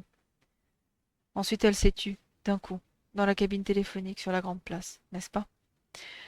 J'ai cru qu'elle me rejoindrait ici, après toutes ces années, mais elle n'est pas revenue. Je suis tout seul pour de bon maintenant. Même les bêtes sont parties. Le thé fait son œuvre. Son père a conscience pour quelques instants du temps véritable où il se trouve. Les gamins d'en bas n'existent plus. Les brebis sont mortes. Est-ce que tu sais ce qu'elle essayait de dire? Non. Je l'ai juste entendu crier, pas de mots précis. Je vais pas boire encore du thé? Après, peut-être. Elle prend un moment pour respirer avant de poser sa question. Maman disparaissait souvent quand j'étais petite. Elle s'absente environ 2 semaines, plusieurs fois par an. Est-ce qu'avant notre naissance, elle le faisait déjà? De partir comme ça? Oui, oui. Mais moi aussi, je m'en allais dans la montagne vers les alpages chaque printemps. Tu sais où elle partait? J'ai jamais cherché. Elle revenait les habits mouillés, alors je me suis dit qu'elle devait se rendre où il pleut souvent, en Bretagne peut-être, ou près de l'océan, ou plus en haut dans les montagnes, là où il neige tout le temps. Mais ce qu'elle fabriquait là-bas, ça... Elle a se montrer patiente, reprendre l'interrogatoire comme elle en a l'habitude. Ça a du bon, les habitudes, malgré ce qu'en dit la comtesse. Si Félicité les a gardées, c'est qu'elles ont fait leur preuve. Pense à maman, à Carmine. Dis-moi la première chose qui se présente à ton esprit quand tu penses à elle. Votre vie ensemble, votre rencontre, ce qu'elle t'a raconté de son passé. Un moment que tu te rappelles, n'importe quoi, ce qui te vient. Elle ne lui montre pas encore les photographies. Si son pauvre père ignore tout du premier mariage, elle préfère l'épargner. Du moins tant que le thé lui rend tout plus sensible et plus vrai. Tient la tasse entre ses mains comme un moineau fragile.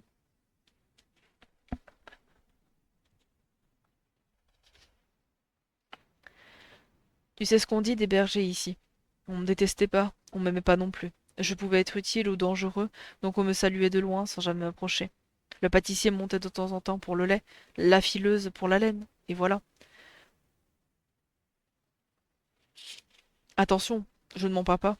Quand on devient berger, on le sait qu'on sera pris pour un jeteux de sorts, un faiseur de temps, un tempestaire. Et c'est vrai. Je le nie pas, je pouvais éloigner l'orage de mes troupeaux et guider la pluie vers mes pâturages pour qu'ils verdissent. C'est très simple en réalité. N'im- C'est très simple en réalité. N'importe qui peut l'apprendre. Des gens croient qu'en hurlant contre le vent, en suppliant le ciel, ils arriveront à quelque chose. Pas du tout. Tu aimerais, toi, qu'on te crie de partir, qu'on te supplie de disparaître? Bon. Les nuages, c'est pareil. Comme n'importe qui, au fond, il faut apprendre à les connaître, les fréquenter longtemps sans réclamer leur compagnie, devenir leur ami, rester depuis l'enfance sous la pluie poisseuse des journées et des nuits, et surtout sans se plaindre, parce que râler, ça change rien. Écouter la tempête siffler furieusement sans jamais lui répondre, sans imprécation, sans la maudire. Se laisser brûler la peau par la lumière qui t'aveugle, se laisser brunir les bras et blondir les cheveux. S'enraciner presque, se faire passer pour un arbre et recevoir la foudre s'il faut en arriver là pour protéger les bêtes. Alors, petit à petit, le ciel te connaît. Il sait où te trouver. Le rythme de ton pas, la texture de ta peau, le timbre de ta voix. Et comme tu n'as rien demandé de toutes ces années, comme tu l'as laissé couler, souffler, brûler, hurler sur toi, si un jour tu dis doucement, sans insister, j'aimerais un peu moins de vent, s'il te plaît, il va pas te le refuser. Voilà comment on devient tempestaire, de la patience et du silence. Du temps, du temps sans toi, sans tuile et sans ardoise, entre le ciel et toi, rien de plus.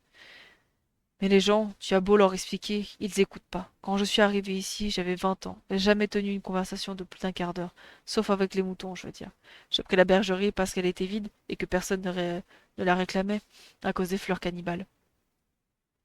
Ça réjouissait le hameau de retrouver du fromage et des écharpes en laine. On me parlait pas davantage pour autant, tu penses. Mais au moins, je faisais partie de quelque chose. Même de loin. Je suis restée comme ça 20 ans de plus. Et puis un soir, en plein nage, on a tambouriné à la porte. J'ai d'abord cru un orage de mars tomber sans prévenir. Je suis allée ouvrir. Là, dans la nuit centenaire, il y avait une fille. Elle portait des couleurs de ciel et de prairie. Vous habitez ici? Elle m'a demandé. J'ai hoché la tête. J'étais déjà pas bavard, mais d'un coup, même les mots oui et non, même les mots oui et non m'ont paru compliqués. Je vais entrer? Je vais entrer quand même, elle a dit. Ça tombait bien, j'avais besoin d'aide avec les brebis. Tout de suite, la fille a installé ses 2 gros sacs dans la maison. Elle a rempli une bassine à la pompe et s'est rincé les mains, comme si elle vivait ici et que c'était moi l'invité.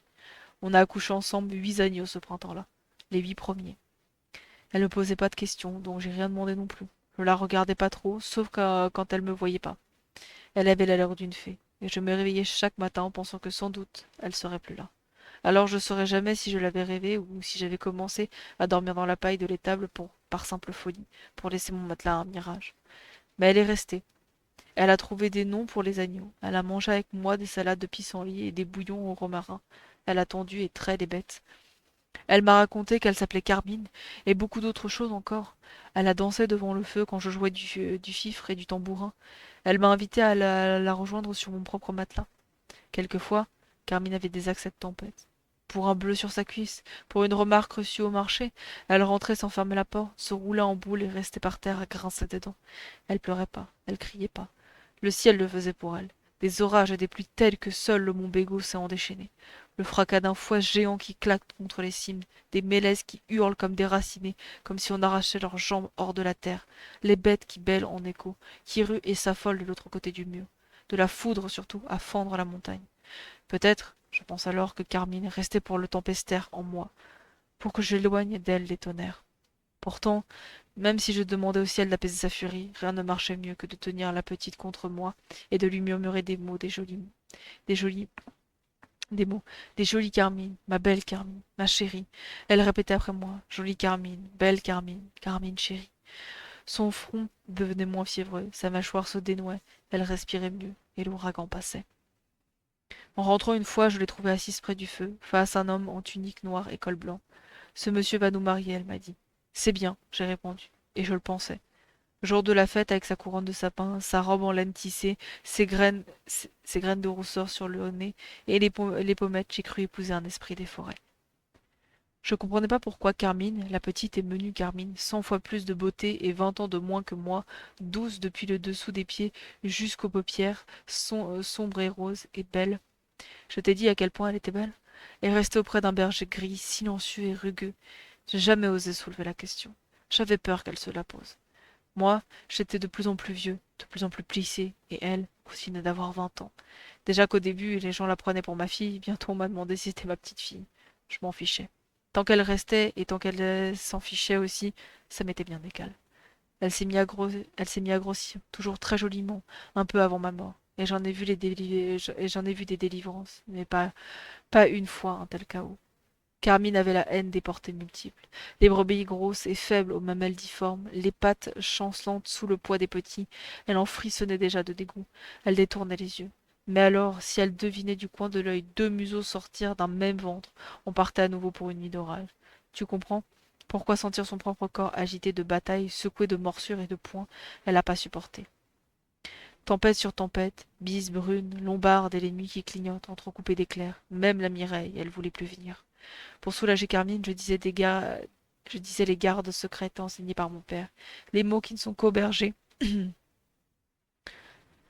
Je dessinais des croix à la plume doutarde, je clouais des chardons aux portes pour chasser les masques et les ombres. Mais au bout de 9 mois, il ne s'est rien passé. Elle n'a pas accouché, elle a grossi encore. Et puis, et puis bon, il y a eu cet incident. C'est-à-dire qu'en cherchant l'une de mes brebis qui s'était égarée, j'ai juste un peu glissé et m'attends pas cogné l'arête d'une pierre. J'ai même pas eu mal. Même, mais le soir, devant ma soupe, j'ai soudain vu blanc, bleu, très envie de vomir, puis plus rien. La suite, tu la sais, puisque tu étais là. Je n'ai pas plus à raconter, sinon qu'elle parlait souvent dans ses délires de désert, de sable, de guerre qu'on oublie, de roches rouges et de statues. Rien de vraiment sensé, tu vois. Je me souviens aussi qu'au milieu de ses fièvres, elle appelait parfois une certaine Gabrielle. Mais à ma connaissance, elle n'avait ni sœur, ni mère, ni tante qui soit en vie. Elle était orpheline et son amie et sans amie au monde. À part moi, je crois. Enfin, j'espère.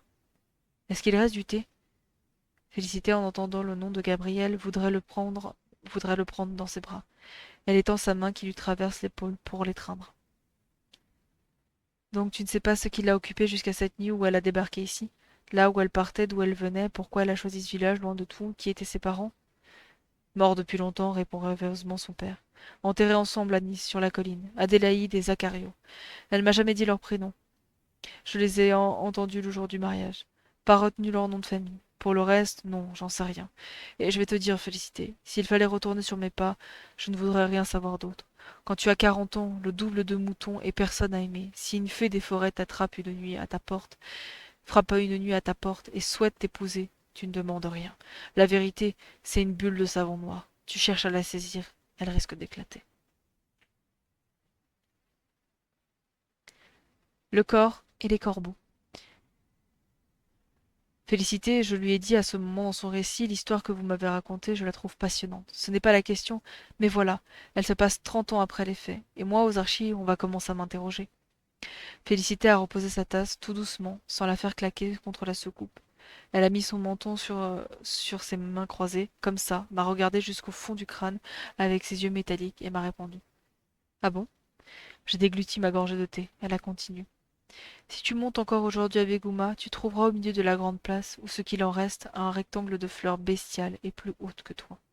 Avant de partir ce soir-là, Egonia a tapé du pied par terre, et pendant un moment, j'ai cru que le soleil s'était couché d'un coup. Un ouragan de corbeaux a fondu sur le village, et ils, ils ont si bien picoré les pavés qu'en 2 minutes, on avait un trou de 3 mètres entre le bar et le salon de coiffure. Puis ils sont allés chercher le corps de ma mère sous un tas de verre brisé. Ils l'ont posé au fond du bout du bec et, de leurs ailes, ils ont comblé le caveau. Tout s'est fait tellement vite que je n'ai même pas eu le temps de sentir à nouveau l'odeur quand maman est passée, ni de lui dire adieu. Egonia a craché sur les gravats, et il en est sorti ces fleurs énormes à crocs pointus, d'un noir violacé, irisé de pourpre et d'or. Maman aurait détesté, je crois. C'est toujours mieux que de la laisser pourrir dans les débris de la cabine. Hop, je fais à nouveau une petite pause.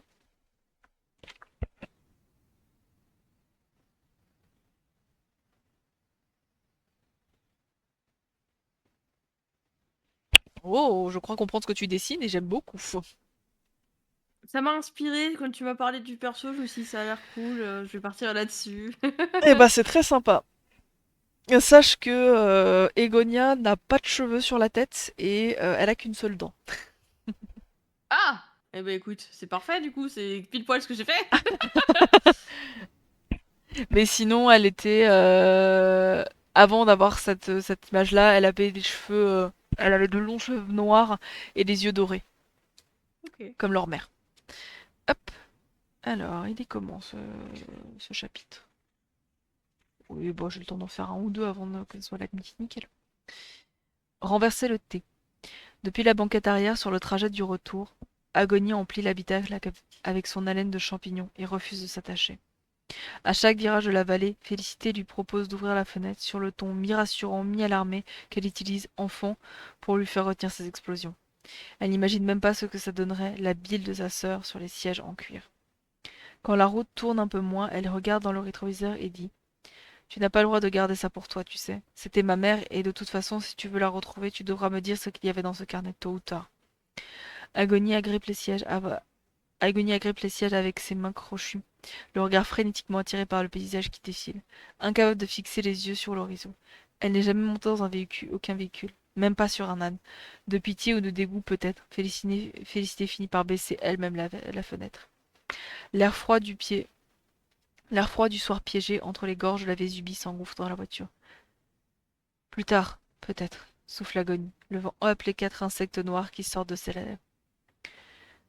De retour en haut de son palais, Félicité allume l'entrée, retire ses bottes, pose les clés près du téléphone. Sa sœur, elle, reste plantée dans le couloir.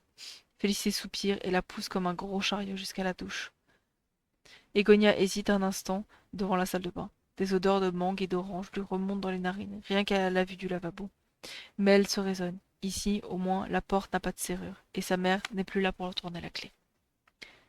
Après, Après lui avoir montré comment ouvrir et fermer les robinets, régler la température et utiliser le shampoing, Félicité repart vers la cuisine.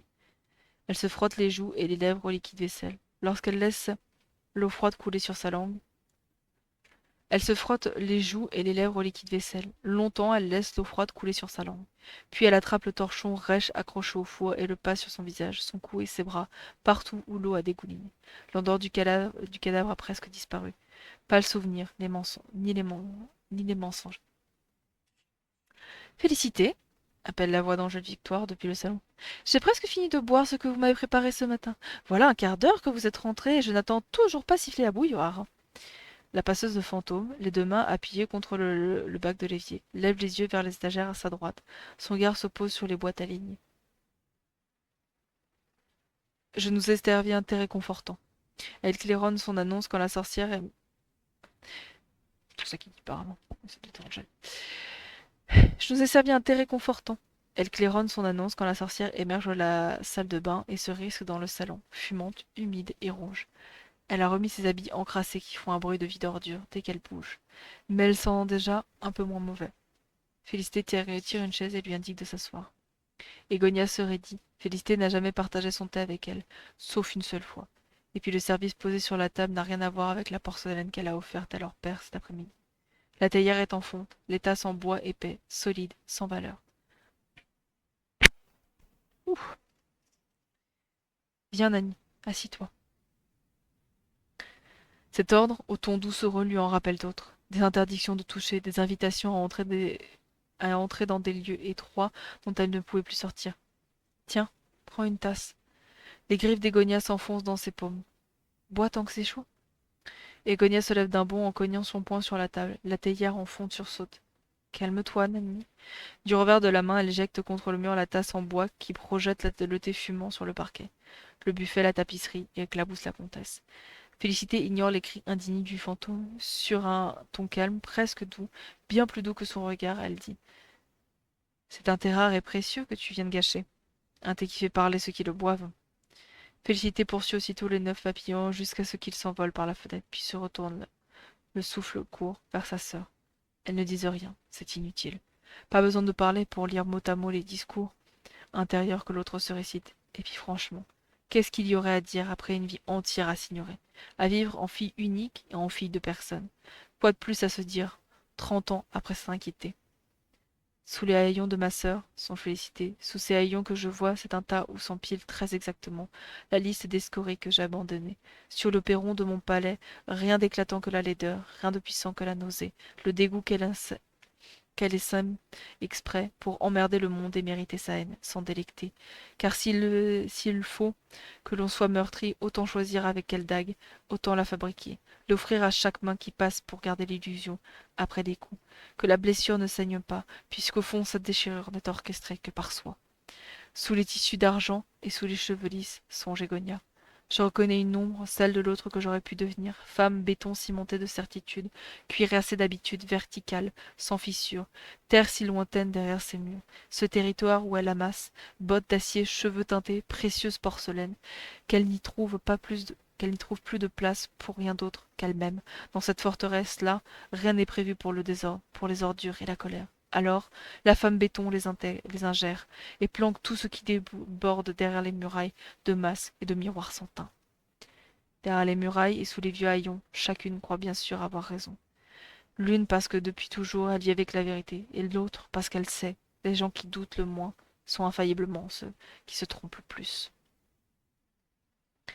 Nice, ville flétrie. Moment où Félicité balance les 9 insectes noirs de sa sœur par la fenêtre, les plantes des voisins, elle s'en fout. Au moment où Félicité balance les 9 insectes noirs de sa sœur par la fenêtre, les plantes des voisins, elle s'en fout. Mais le lendemain matin, les habitants du quartier se sont demandé pourquoi leurs pousses de balcon, leur basilic et leur bougainvilliers avaient fané pendant la nuit. Ça a fait Ça a fait toute une histoire à l'époque. On a accusé les municipaux d'abuser de produits anti-moustiques. L'association 10 Villes Fleuries a manifesté sur le cours Saléga. Le maire a dû s'excuser publiquement. Dans une, dans une feuille de chou amateur, un journaliste autoproclamé a écrit que tout cela ressemblait fort à de la sorcellerie. L'idée a fait rire les Niçois au comptoir en zinc des cafés et raser les murs à la nuit tombée. Alors, attends, il est long comment ce chapitre? Ah bah, je pense que ça va être le dernier. Hop. Ça va, Ruby? Le cimetière du château. Si vous visitez un peu Nice, vous remarquerez vite que sur la colline du château, on n'a pas de château. Enfin, plus depuis 3 siècles. Je maintiens que ce nom, c'est une escroquerie. Comme si on avait besoin pour attirer des troupes de touristes. Tout, tout ce à quoi ça sert, c'est à décevoir les vacanciers qui repartent après en disant que partout, les Niçois ci, les Niçois ça, leur colline du château n'a même pas besoin de château. N'a même pas de château. Et puis c'est des gens pas sympas, au moins dans le nord, on n'a pas le soleil dans le ciel, mais on a dans le cœur ce genre de conneries. Mais bon, c'est comme ça. Et même sans forteresse, elle est jolie la colline. On s'y promène le dimanche entre les poussettes et les chiens au-dessus de la baie. Bleu côté mer, dragée poussière côté toit. On prend à contre-jour devant la grande cascade des photos de famille, avec toujours un ravi qui ferme les yeux et on se rend au cimetière. La vue qu'ils ont sur la ville, ceux qui sont enterrés là-haut, ça vous fait penser que certains morts se portent mieux que beaucoup de vivants. Le dehors du cimetière a aspiré toutes les couleurs. Au-delà de ces murs, il y a des cyprès au parfum d'ambre et des clochers au crépi sable et miel. À l'intérieur, que du blanc, du gris, du noir. Des anges sans pupilles, éblouis de soleil, posés sur leur palais de marbre, le silence écorché seulement par le gravier sous les chaussures.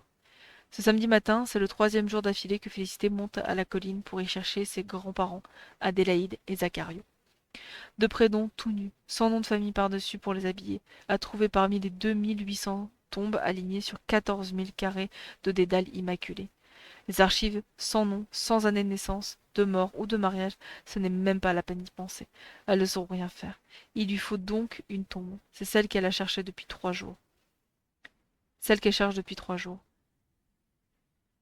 Si encore elle pouvait compter sur l'aide de sa sœur, elle avait oublié cette sensation poisseuse qui accompagne toujours la présence d'agonie.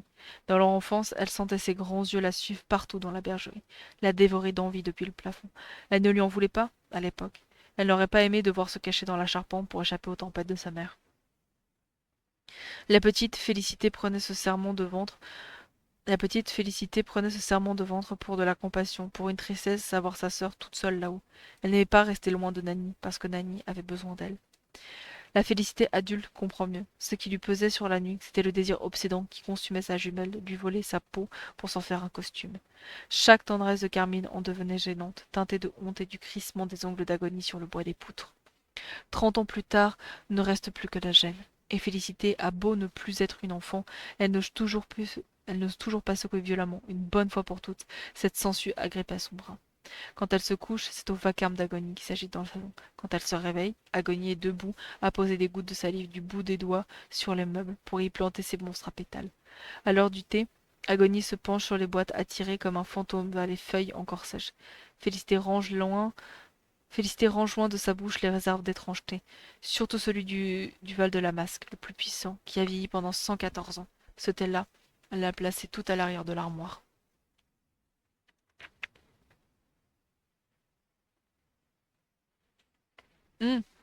Oui, je vois ce que tu veux dire, Meg. C'est vrai que je suis assez d'accord. Moi, je l'ai toujours vu comme la description. Excusez-moi, je fais une petite pause dans la lecture. Je l'ai toujours vu comme la description qui faisait la première description avec ses jolis cheveux noirs, ses beaux yeux dorés et voilà. Je l'ai jamais vu avec ce côté vieille sorcière, on va dire. Il lui faudrait un double fond à cette armoire, en fait, à tous les meubles. Félicité ne sait plus où cacher ce qui lui est précieux et que sa sœur s'amuse à détruire. D'abord, elle a mis des cadenas au port des placards, mais les insectes se sont posés dessus et les ont rouillés jusqu'à ce qu'ils tombent.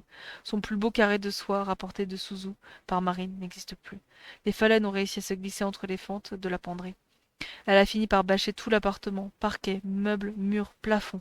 Même comme ça, elle doit arracher 20 fois par jour les racines rampantes qu'Agonie répand partout en postillant. Au moins, Angèle Victoire est contente. Voilà qui bouscule un peu les routines de son hôte. Elle n'a jamais autant gloussé qu'en voyant Félicité débarquer dans le salon en tenue d'apicultrice pour se protéger des papillons que lâchait sa sœur.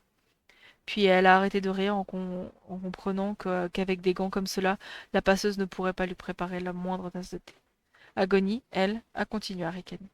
Félicité a des questions qui font la course dans sa tête. De quoi tu essayes de me punir? J'ai attendu 30 ans de tes nouvelles. J'ai cru que tu étais morte. J'ai préféré le croire et tu réapparais avec cette tête-là. Une tête qui n'a rien à voir avec celle de ma sœur et tu détruis tout. Mais elle se tait. Elles ne se sont rien dit, ou presque, depuis le thé renversé. Elles se concentrent plutôt sur les racines des fleurs, les filets à papillons et la colère bouclier sous ces tempêtes. Sur le chemin du cimetière, dans les ruelles étroites du Vieux-Nice, elle marche vite. Agonie avance juste derrière elle. Égonia n'a pas eu le droit de la suivre les 2 jours précédents. Sa grande sœur l'accueille, lui permet de prendre des bains, manger chaud, dormir dans un lit, même. Alors Félicité croit qu'Égonia va rester sage, se montrer polie, se taire surtout. Mais ça ne sera jamais suffisant, Égonia le sait. Elle sent d'ici les fumées acides d'exaspération que dégage Félicité. La sorcière crache, elle postillonne, elle dit n'importe quoi. Elle fait rigoler le fantôme de la comtesse juste pour emmerder l'aîné. Et aussi pour que sa sœur, en partant le matin, arrête de l'enfermer derrière des verrous en acier inoxydable. Félicité aurait tenu 2 jours. Félicité aura tenu 2 jours. Le troisième, elle a fini par accepter de la laisser sortir, à condition, elle a répété 20 fois, alors Egonia s'en souvient, qu'elle se taise où se trouve une muselière. Sinon, tant pis pour le carnet, tant pis pour les indices, elle cherchera leur mère toute seule, et Agonie pourra repartir d'où elle vient.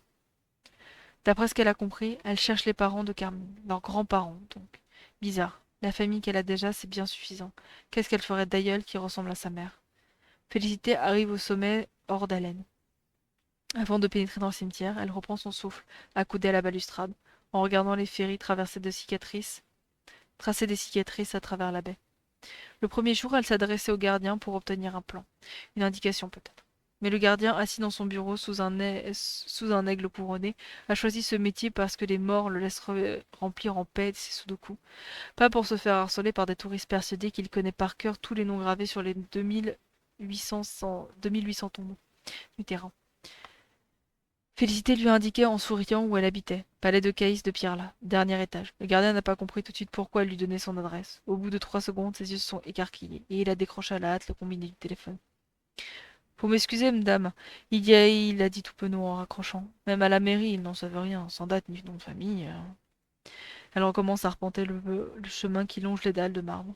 Plateau de la Poudrière, allée du Brûloir et du Bon Docteur, plateau juif et protestant, columbarium. Elle scrute chaque plaque, y compris les trop anciennes et les trop récentes pour correspondre, et pour chaque tombe lue, elle marque un nom avec une croix dans son carnet. Les statues perchées sur les toits des mausolées l'observent, la suivent de leurs yeux blancs à travers les allées, possédant toutes les réponses et incapable d'en fournir aucune. Agonie tente de l'aider, bien sûr, mais elle met une minute entière à déchiffrer la moindre ligne. De toute façon, il faudra repasser derrière elle. Si elle manque un seul nom, tout sera à refaire. Jusqu'ici, aucune des 2000 tombes lues ne porte les noms qu'elle cherche. Il y a 3 Adélaïde, 7 Adèle, 18 Zacharie, la plupart dans le cimetière juif, mais jamais les 2 côte à côte. Bientôt, il ne reste que 2 allées à vérifier. Félicité tente de ne pas perdre espoir et se concentre sur sa tâche. Lire la tombe, l'inscrire dans son carnet, la marquer d'une croix. Mais vous avez sur elle un avantage. Vous savez déjà que ce jour-là, elle trouve enfin quelque chose, puisque c'est ce jour-là que je vous raconte. Un coup de canon éclate au loin. Il est midi. Le soleil oblige Félicité à retirer sa veste, et elle n'a toujours rien trouvé. Elle s'étonne encore que les parents de sa mère aient pu s'offrir un emplacement ici, dans ce cimetière où les morts ont le droit à des stèles de rois et d'absurdes châtelets. Ils sont forcément là. Son père le lui a dit sous l'influence de l'étrangeté. Les archives municipales ont confirmé par le biais du gardien qu'aucune concession portait ces 2 noms n'a été revendue au cours du dernier siècle. Ils sont là, quelque part, se répète Félicité. Il suffit de chercher. Ils arrivent au bout de l'allée alpine, coincée au fond du cimetière, contre le mur abîmé qui en marque la fin. Sur son carnet, elle note la stèle de numéro 2800, suivie d'une croix. Elle s'assoit sur la dalle la plus proche. Une petite tombe d'enfant, très vieille, au nom presque effacé. Plus loin dans l'année, Agonie reste fixée face au muret d'enceinte. Félicité s'essuie le front. Si l'autre a passé son temps à admirer les murs, pas étonnant qu'elle ait été si longue à avancer. Sa sœur lui adresse un geste. Viens voir. Même pas en rêve. Il faut beaucoup trop chaud pour se déplacer, surtout pour aller regarder un vieux mur.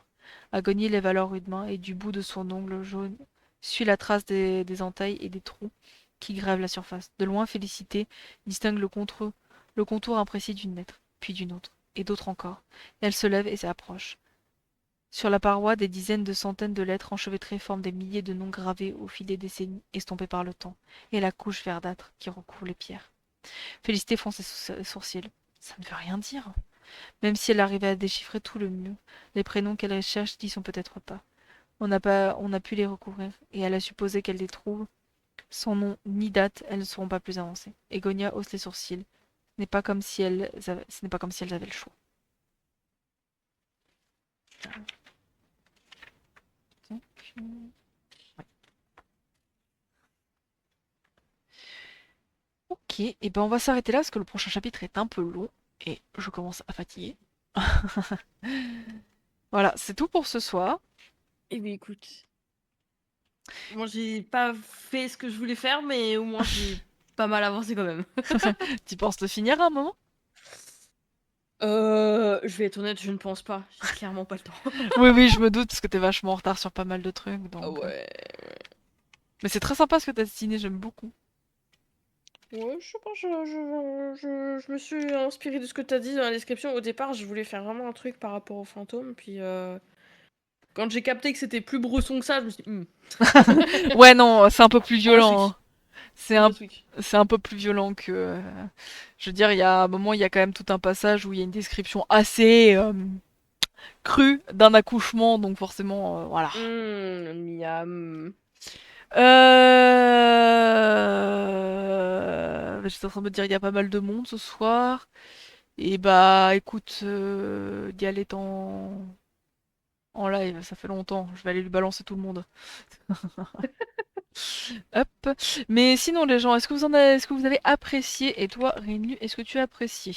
Bah ouais, écoute, c'était chill. Moi, j'avais ma petite musique douce en fond, la petite histoire, c'était cool. Petite mère Castor, là. Ouais, ouais, bah ouais. Hop. Et puis en vrai, l'histoire a l'air cool, hein, premier degré.